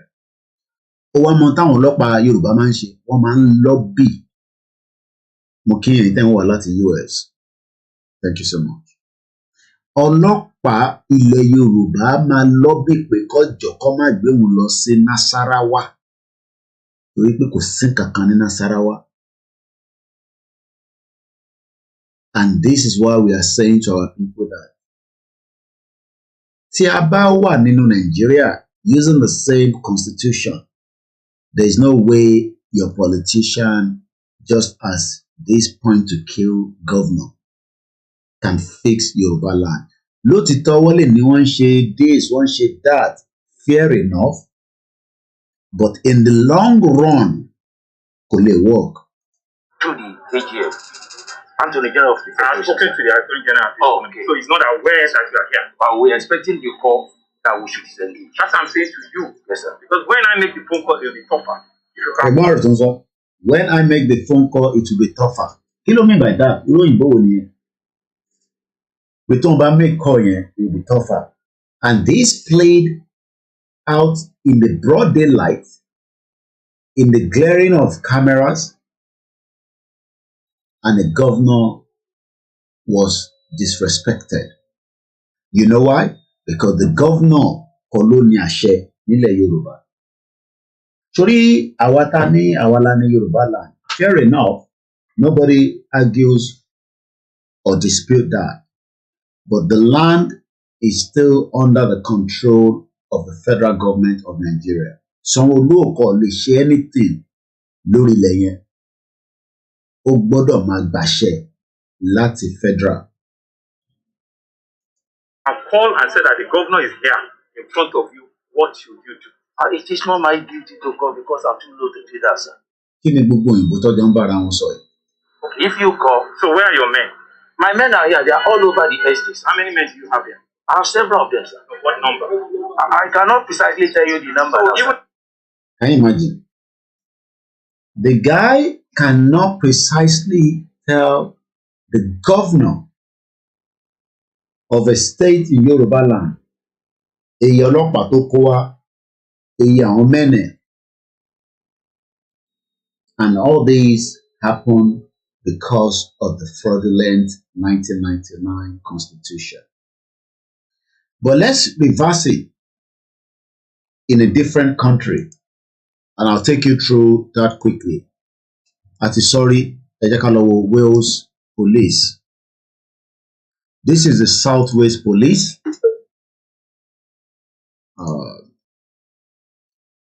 We want to cite here lọ. Ó ń bi mí pé ṣé English àbí Welsh. Ẹ jẹ́ ká lọ sí Scottish Police. Scottish Police.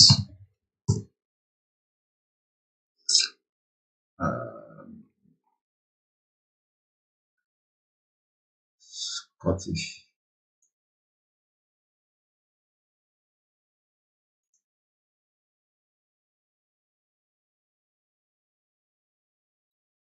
Download lọ́wọ́.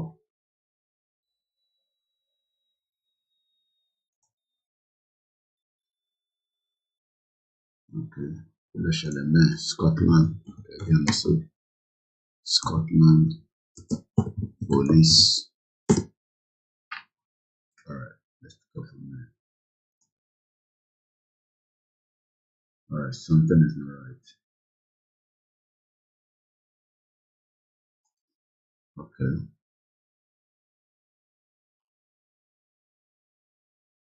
Okay, let's use this headline. Police in Scotland Chief Constable to retired in summer. Scotland Chief Constable is to retire as the country top police officer in summer. Okay. Now, màá wá lọ sí ẹja wá sí England. Ìyẹn máa break down to different areas. To UK, to England, which is the English side. The Scottish lele, to Wales lele. So what I would do is Chief Constable Malawati Wales, so that I leave a balance conversation, so that I lay Wales Chief Constable. Let's see if I can get any news.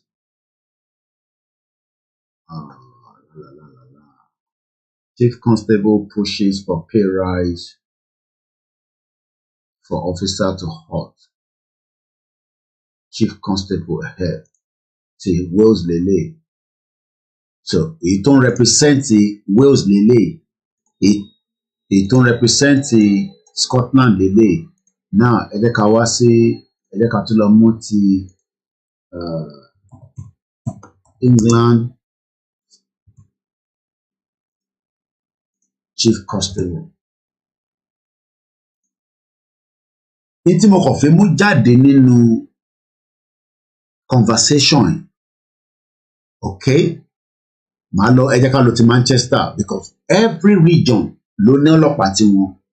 Màá wá ṣe breakdown yẹn fún ẹ kó lè báyé gbogbo wa. My understanding as well. Now, ṣó mọ̀ pé, why am I getting on this heat? Something is not right. Chief Constable keen to accelerate progress. Cleveland. Okay, let's see this one open. All right. So we now have different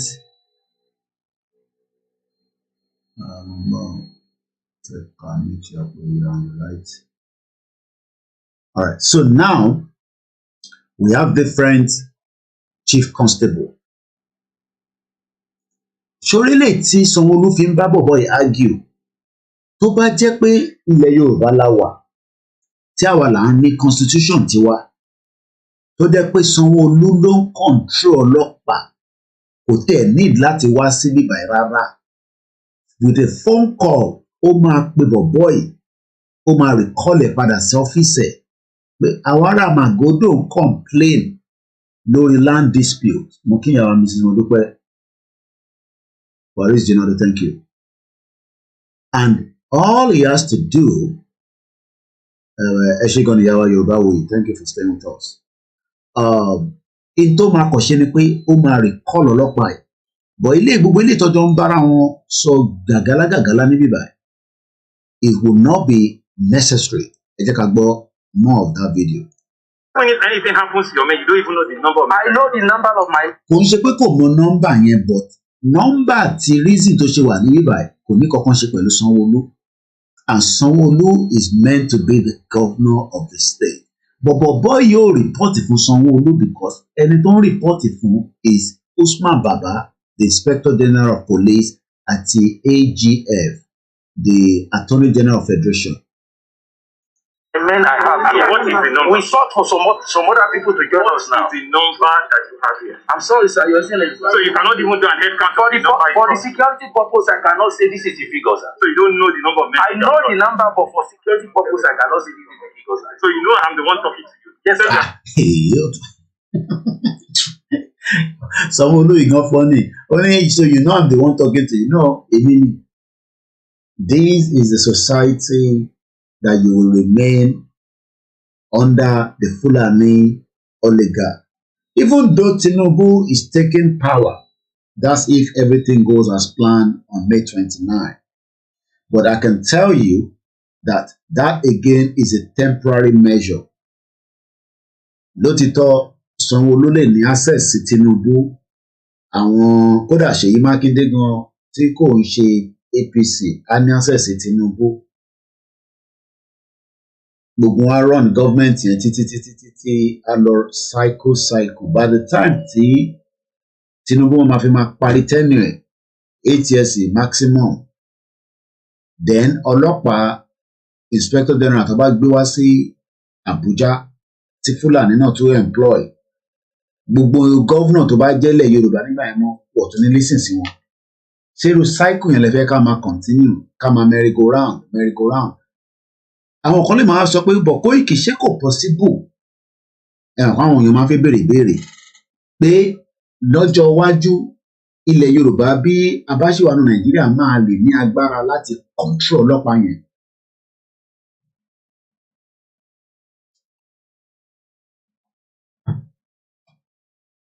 Tó possible yìí àdéhùn lórí program ẹ jẹ́ ká test the brain wa wò.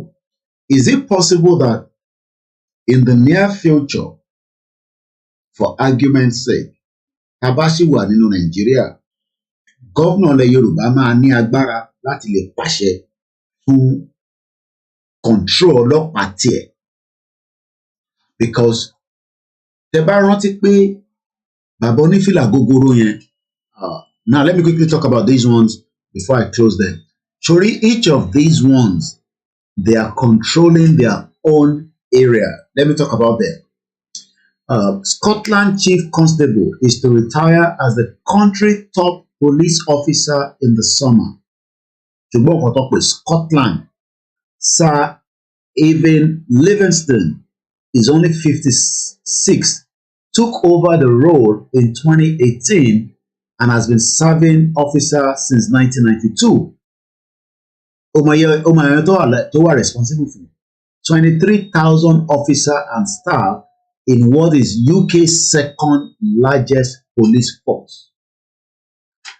Ìbéèrè tí wọ́n kọ́ wá béèrè ni pé ṣé eléyìí náà máa wáyé débi pé ní Lagos State our governor will be able to control the head of the police whatever bá a bá fẹ́ pè with about 23,000. That I don't know how many police in Lagos as we speak today, even though I know they are, we don't have enough to cover all the 20 local government. And that's why there's a lot of crimes happening across the yellow shilling because even though Lagos is real, but war control.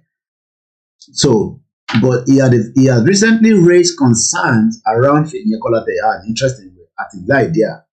See, Scotland Chief Constable tells of officer using food bank as he pushes for better pay.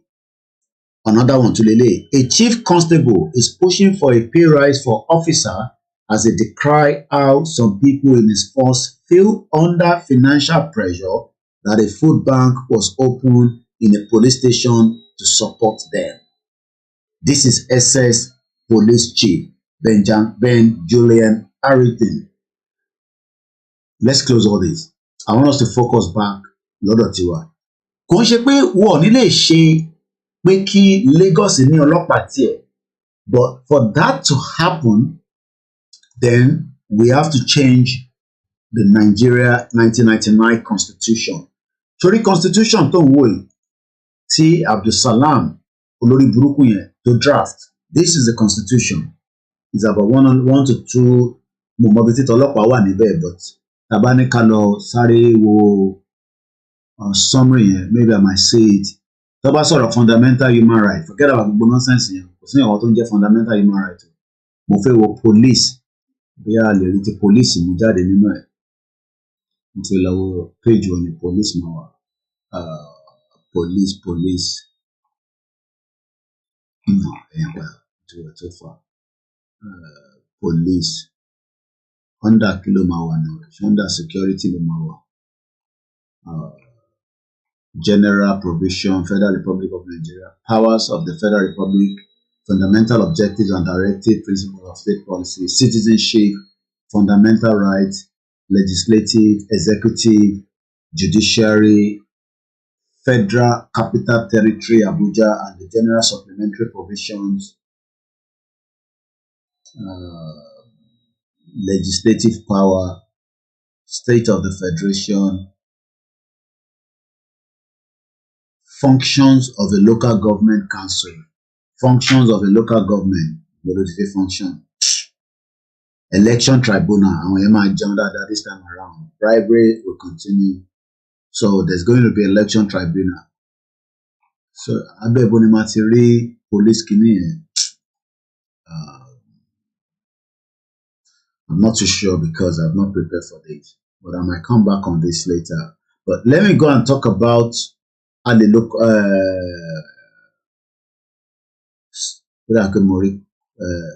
Functions of the local government.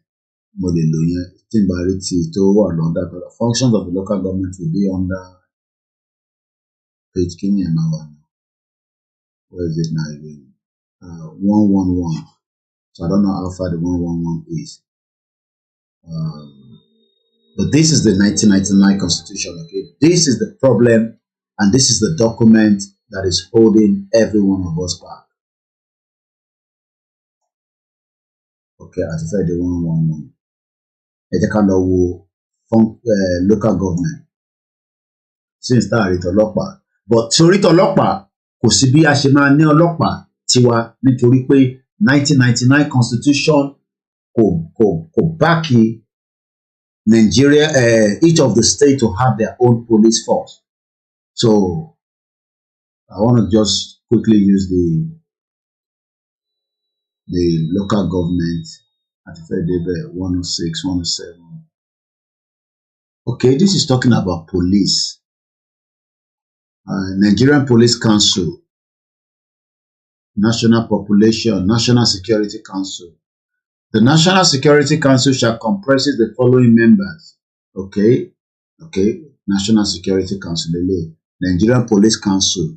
Nigerian Police Council shall comprise the following members. Okay. Police Service Commission. All these are under the federal.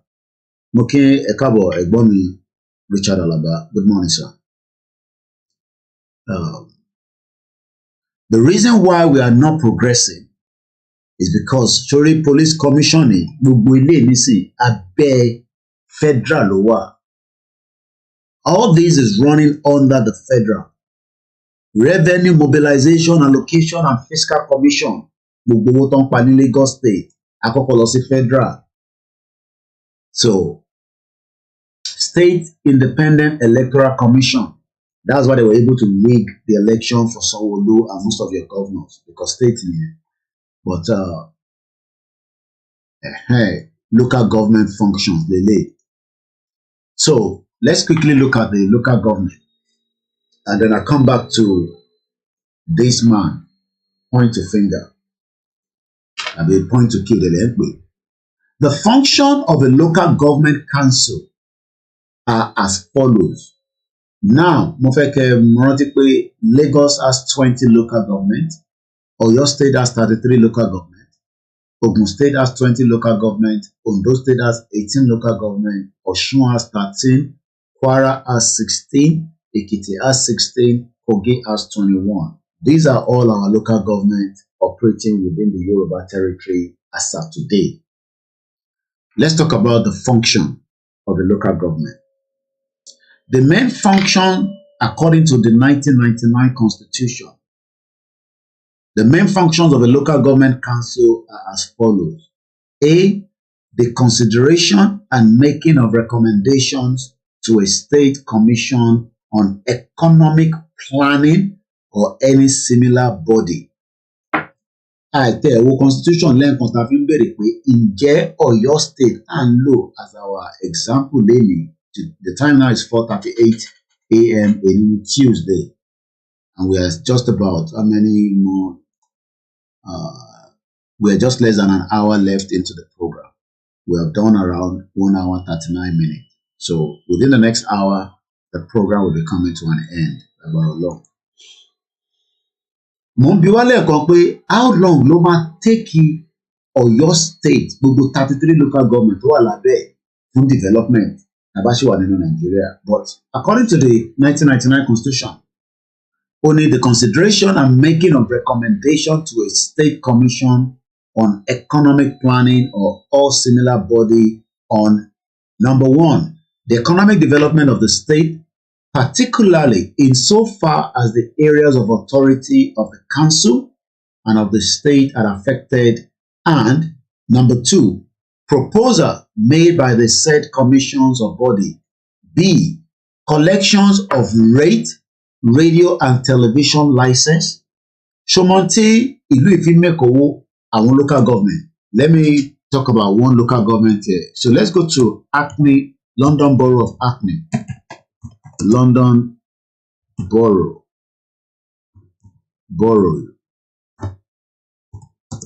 of Hackney. Kalowo báwo ló ṣe ń generate owó. So this is one of our local government here in UK. So when you come to this website, right? I'm sure pé Akinyele nísìn. Ẹ jẹ́ ká lọ wo Akinyele local government. So this is Akinyele. Let's see if their own website open. I'm not sure. Akinyele local government was formed in 1976, out of which Ido local government was carved out in 1989, leaving it with its present structure of 12 wards. Okay, ó kàn wà lábẹ́ Ọ̀yọ́ state government website, but Akinyele website gangan in terms of his own independent website. I cannot see it as I speak to you right now, okay? But according to what we have here, let's talk about Akinyele local government. Because we'll have a comparison, see, Hackney, London Borough of Hackney. So let's talk about Akinyele. Remember that we are coming from the 1999 Constitution to talk about the local government. So, bí a kì í ka díẹ̀ sí nínú Constitution yẹn ká tó lọ sí local government yẹn gangan. So let's go further. Mo fẹ́ kẹ́ máa take note. Wọ́n ní collection of rate, radio and television licenses.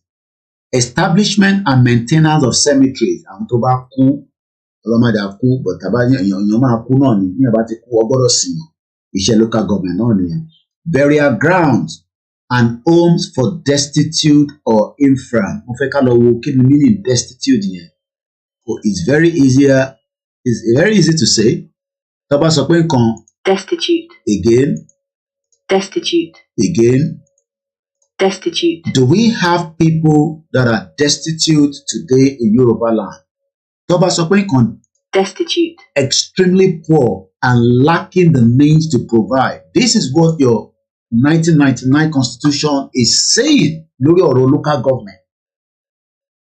Establishment and maintenance of destitute, aláìní, àwọn tó ò ní. Iṣẹ́ local government nìyẹn. Ìjẹ́ ń gbọ́ mi dáadáa. The word destitute. Again. Destitute. These are extremely poor people, impoverished, poverty stinking.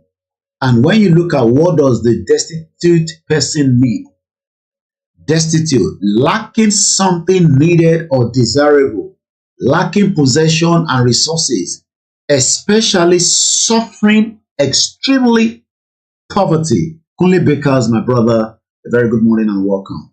Waris Jinadu also say Nigerian police force, Nigerian army force override Amotekun local armed force. It's very obvious, and insecurity led to insecurity. St. Augustine Church massacre by terrorists. So in Waris in try láti náà wà létí ni pé this Nigerian police that ń sọ̀rọ̀ bọ̀dẹ́lẹ̀ kó tó di pa move sọ̀rọ̀ local government. Wọ́n ní agbára kankan. No, sorry. Wọ́n override the Amotekun tiwa. Just as I said, this guy could not say much nígbà tí ọ̀rọ̀ dispute Magodo ṣẹlẹ̀. Assistant, what is it? I'm a chief secretary of police. Oh, CSP. Yes, sir. Okay. Right. So, President, don't worry. I'll make 2 phone calls. Oh no, máa kọ́kọ́ make 2 phone calls. Ìyẹn gómìnà ilẹ̀ Yorùbá. Ṣé wàá mọ ìdí? Mo fẹ́ ka close chapter because mo fẹ́ bọ́ sórí local government yẹn. Ìyẹn wà interested. Mo rí àwọn kankan tí mo fẹ́ lò níbẹ̀. Ṣé rí gbogbo ìdí tẹ́lẹ̀ ṣe ń ṣẹlẹ̀? Màá sáré buttress quickly pẹ̀lú ọ̀rọ̀ tí a máa ń gbọ́ lọ́dọ̀ bàbá kan. Bàbá yẹn máa ń sọ, this constitution can never give us progress. This constitution, ẹ rántí máa yẹn. Okay, let's I dare to tell this nation today Kí ló fẹ́ sọ fún wa bàbá? that this is the problem. Why is it our problem? This constitution can never give us progress. Ẹ ṣọ́ bàbá àbẹ́ ń parọ́. This constitution can never give us peace. À ń wá peace bàbá. Sanwó-Olú gan wá peace. Ó náà máa make it 2 phone call. This constitution can never give us unity. A fẹ́ unity but àwọn èèyàn ní Igbo máa gbalẹ̀ wa. Wọ́n ní a fẹ́ unity but ó ṣọ́ pé kò ní sí unity láàrin wa bàbá yìí. And unfortunately, Kí ló dé? most of us in this National Assembly, we don't have the spine to face what we need to keep this republic to have peace and progress. What do I mean?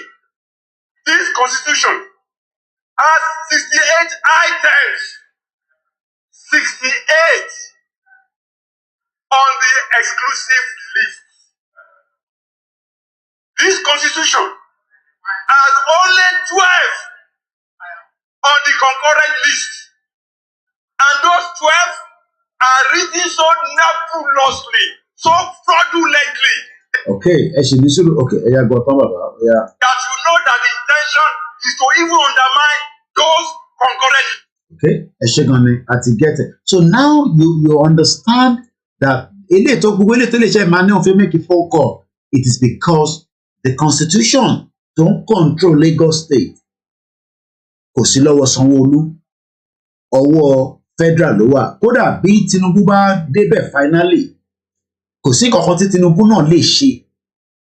Ó kàn lè máa fún Sanwó-Olú àti ilẹ̀ Yorùbá ní preference pé ẹ má yọ wọ́n lẹ́nu, ẹ má yẹ kí Kóìkì máa fi mí pa lórí iṣu ẹ̀. Ẹ̀ṣẹ̀ tí wọ́n bá fẹ́, ó lè lo gbogbo agbára yẹn. But agbára tó fẹ́ lò yẹn fún ọba díẹ̀ ni.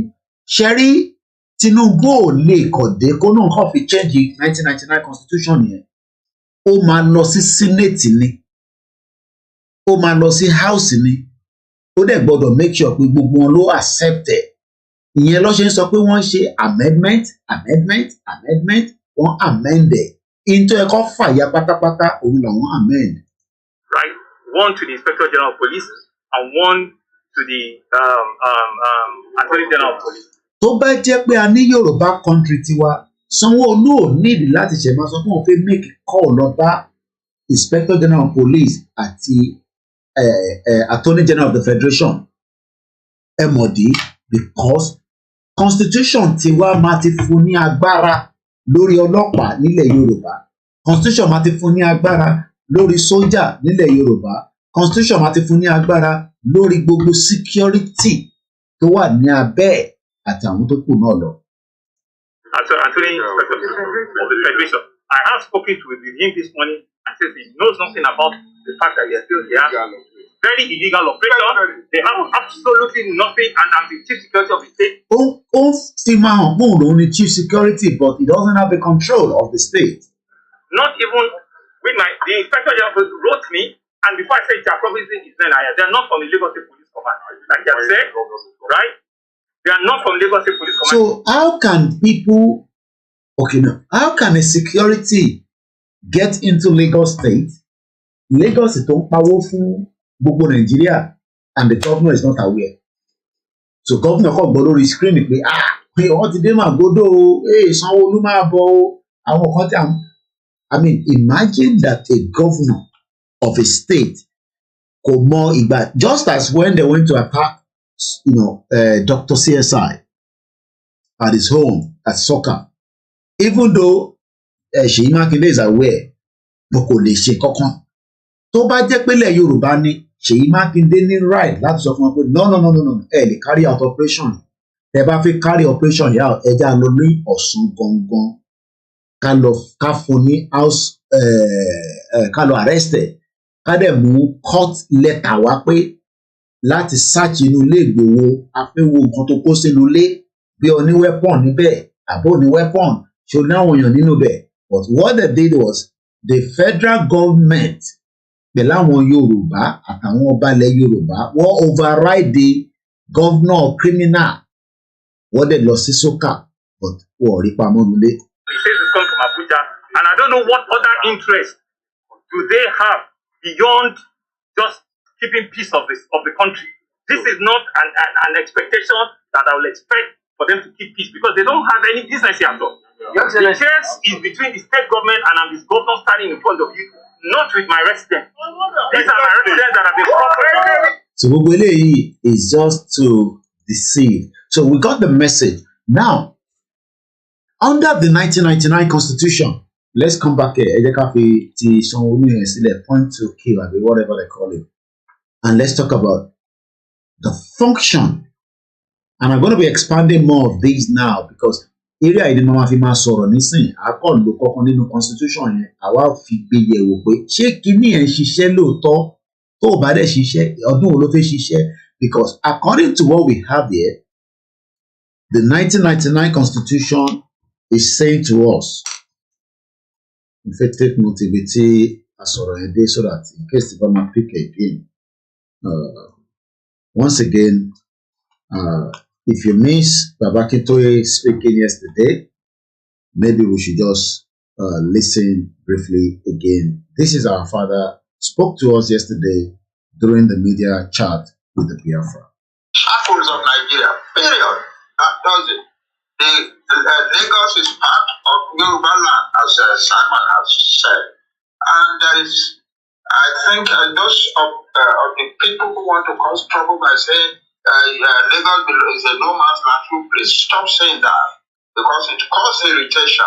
It causes irritation and it causes anger. So why do you want to annoy people? Lagos can never be anything other than Yoruba. So saying it is a no man's land is very insulting. Please stop saying so. Okay? Thank you very much. Thank you very much. And I believe that message is also well received. Those that are making some comments that you know is not real. I know this is from also making such a comment. We all know, everybody knows the history, and it's like that. So I want to thank everyone for coming. So that was the media chat, and I guess CSI spoke as well. Let's see if we can get a bit of what CSI said yesterday as well. My name is Sunday I'm with you, then I'm already in the meeting now. So that was when he got into. So let's listen. That have used for decades to conquer. Why Yoruba? Okay. So Chief Master, listen. Just a couple minutes. Don't find yourself here. Don't take offense about this. Thank you very much. You can. Yeah. Thank you so much once again. Let's allow Chief to say what he wants to say. Go ahead, CSI. Thank you so much, my brother. Then I thank all our Igbo people there, then all our Yoruba man in this meeting. I want you to know that Lagos State is a Yoruba land. Then I know my people, my Yoruba people, they can never fight any Igbo in Lagos. Lagos State is our land. It's a Yoruba land. Because we have many Igbo people in your land there, in Akwa Ibom, Port Harcourt, every day. You didn't fight them. So why our Yoruba people fight the Igbo in Lagos? They can't. I trust my people, they can never fight any. Then we are not politicians. If any politician fight themselves, I think maybe they don't have anything to do with them. You understand? We're supposed to talk to our people. We are the same. We are African people, Yorubanism people, we are the same. Because we are fighting for our right. Then we are fighting for our country. So I want the love between Yoruba and Igbo. We are together there. We have love with each other. So I thank Mr. Simon. We are the same. Then I want you to talk to your people in Lagos there that this political matter didn't concern us. So I want you to talk to them to let us know that our Yoruba and some people, they can never fight. They can't fight any Igbo in Lagos there. Lagos State is a Yoruba land. Then we too, we talk to our people to leave anybody to do his own business in Lagos. So I promise you, I will call my people to talk to our elderly people in Lagos to leave anybody alone to do your own business in Lagos. We are together. So thank you so much. Thank you very much, Sunday. That's a very straight message there, and I believe the message the Afro people have received that message, which is that whoever that is attacking any Biafra or any person in Lagos is not representing the Oduduwa nation. And that is the media chat that took place between us and the Biafra yesterday. You can watch the full clip. It's just about half an hour on the platforms that we streamed it yesterday, and you can be able to listen to everything that took place yesterday. Once again, a very good morning, at the early hours of almost 5 o'clock. I think I'm going to wind down. My body says I should now return back to bed. So we might not be able to extend it for another 1 hour. But I promise us that I'm going to come and discuss this gray area, functions of the local government according to the 1999 constitution. Olama fi ṣe topic tí a bá padà wá dáadáa ní bílẹ̀ bá mọ́. My body says I need to go to bed. It's just about 5 here in the UK. It's almost 6 in the morning in the Yorubaland. Mokinyawa comfort Nikki. Happy birthday, my brother Olamilekun. Mokibuba Entiawa ní ilẹ̀ Yoruba. I'm going to start winding down so that I can return back to my bed. But when I come back, I'm lórí the function of local government according to the 1999 constitution. Ṣé wọ́n wà function ní Ifọ̀ 2, Ifọ̀ 1? Ṣé wọ́n wà function ní Ìbàdàn North West? Ṣé wọ́n wà function ní Ìjẹ̀bú Òde? Ṣé wọ́n wà function ní local government kankan ní ilẹ̀ Yorùbá? Like I said, advantage if we have our own country. The 1999 constitution and our politicians can't fix Yorubaland. Ido local government. Local government will function. The constitution is not going to allow such to function. But my job is to break it down. So we're going to start talking about this constitution so that they're only after their pocket. Even local government chairman, no fear rally sí London. Bùnà ṣe máa rally sí London lọ wá. So owó tó bá gbà fún báyìí, ó kó gbogbo owó yẹn palẹ̀ mọ́ ẹ̀, ó yà dànù nìyẹn. And nothing happened. And this has been going on since 1999. Everybody's just using the opportunity. Caricature, ẹ wo language tí constitutions only destitute. Tí nǹkan bá wà destitute, nígbà tá a wá fi lọ ní kọ́ọ̀lù wá fi wọlé o, talent tó pè nísìn. Nígbà tá a náà fi máa lọ, ẹ yẹ ká jẹ́ kílẹ̀ mọ́ àwọn ilé ìgbé kọ̀ọ̀kan mi má bínú because of the time. I have to go to bed now. My body is already saying I need to go to bed. Ẹ má bínú ìyàwó àtẹ ẹ fẹ́ pè tílẹ̀ bá mọ́ àmàgbà kọ̀. Once again, the constitution tí wọ́n ń lò lé wa lórí presently is a very, very deadly one. Well, in any intention láti change it anytime soon. Màá wá fídíò olórí gogoro olè amúsùn yẹn, màá wá jáde. Ṣé mọ̀ pé ó ṣe interview kan pẹ̀lú BBC Yorùbá tó ní báwọn ṣe ń gbìyànjú pé kó ṣe police ni àwọn ẹ̀yà kan refuse. À gbọ́ lẹ́nu tiẹ̀ gangan láti buttress tọ̀rọ̀ ọlọ́pàá tí mo ti ń bá bọ̀ náà. And I hope Yoruba people will understand that it is not for us. You might disagree with me. You might not like my utterances. But one thing is, bí èèyàn bá ń jàjàgbara, mo ò ní láti ní ọ̀rẹ́ kankan.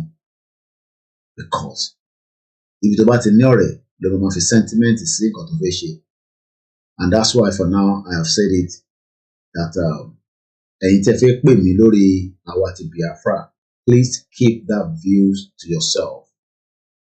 Like I said, ẹni tó bá ṣe join wa, I got a call after the media chat pẹ̀lú bàbá Akíntóyè lánàá àwọn ìgbọ́ kan sọ pé ṣé mo gbọ́ tí sẹ́wọ̀n NEPA náà fẹ́ kó àwọn ASN wá sí Lagos State kí ni alliance yẹn mo bẹ̀ yín ni ẹ keep ẹ̀ fúnra yín. I am not interested in whatever you want to say.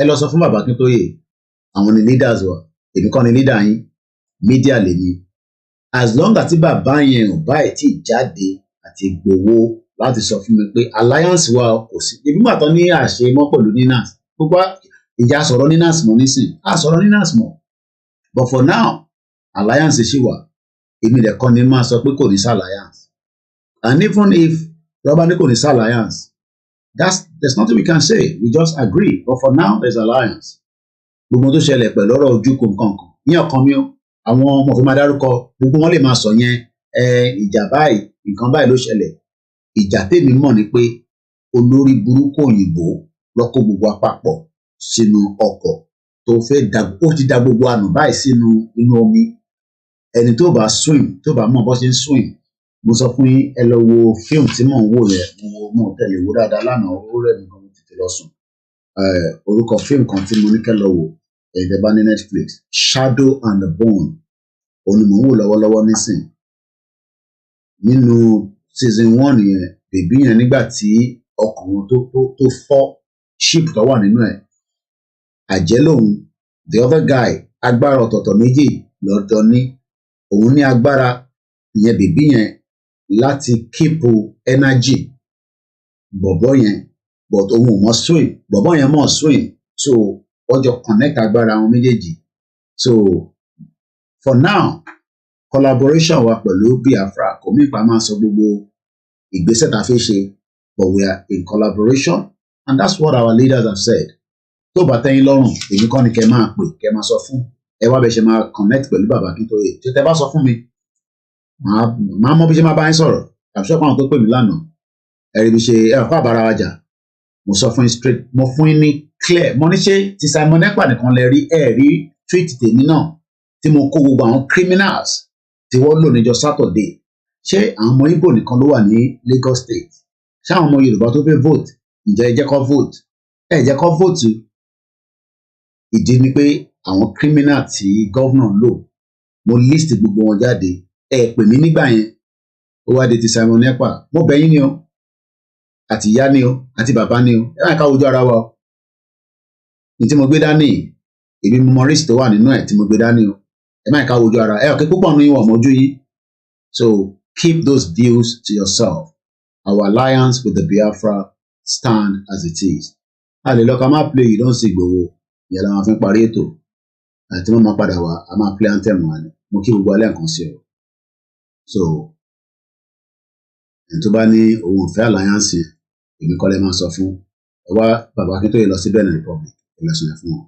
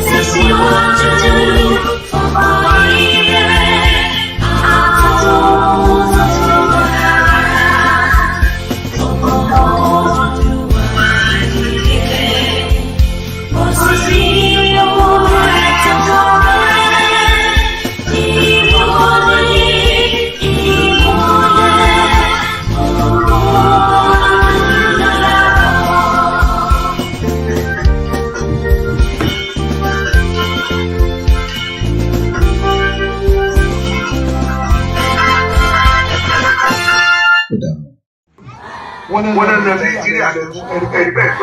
Nàìjíríà tó fẹ́ ní education tí wọ́n fẹ́ ní health infrastructure wọ́n fẹ́ ní ohun kan náà fẹ́ ní ẹwà náà fẹ́ ní ìbọ̀dọ̀ ẹ̀ ń sọkún ìran rẹ nígbà yìí mo kọ́ òkú tí ẹ gbà ìwọlé tí mo mú ní.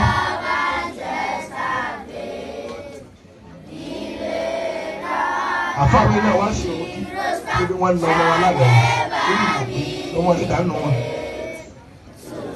kọ́lá tí Nàìjíríà máa gbọ́ pọ̀ ìjọba yìí ìbí wà náà tí ó máa sọ. ẹyẹ gémi eré pa ẹfẹ́ nìyẹn ní gbogbo nǹkan kò sẹ́ni kó kò sí pa. gbẹ̀yìn kọsẹ̀ kò lè rí òkú lọ́sibítà. ìṣúná kò sómi. ó kó lọ́nà lọ ọdún mẹ́fà wọn ò ní ṣe eruku pàrọ̀ àdúgbò tán.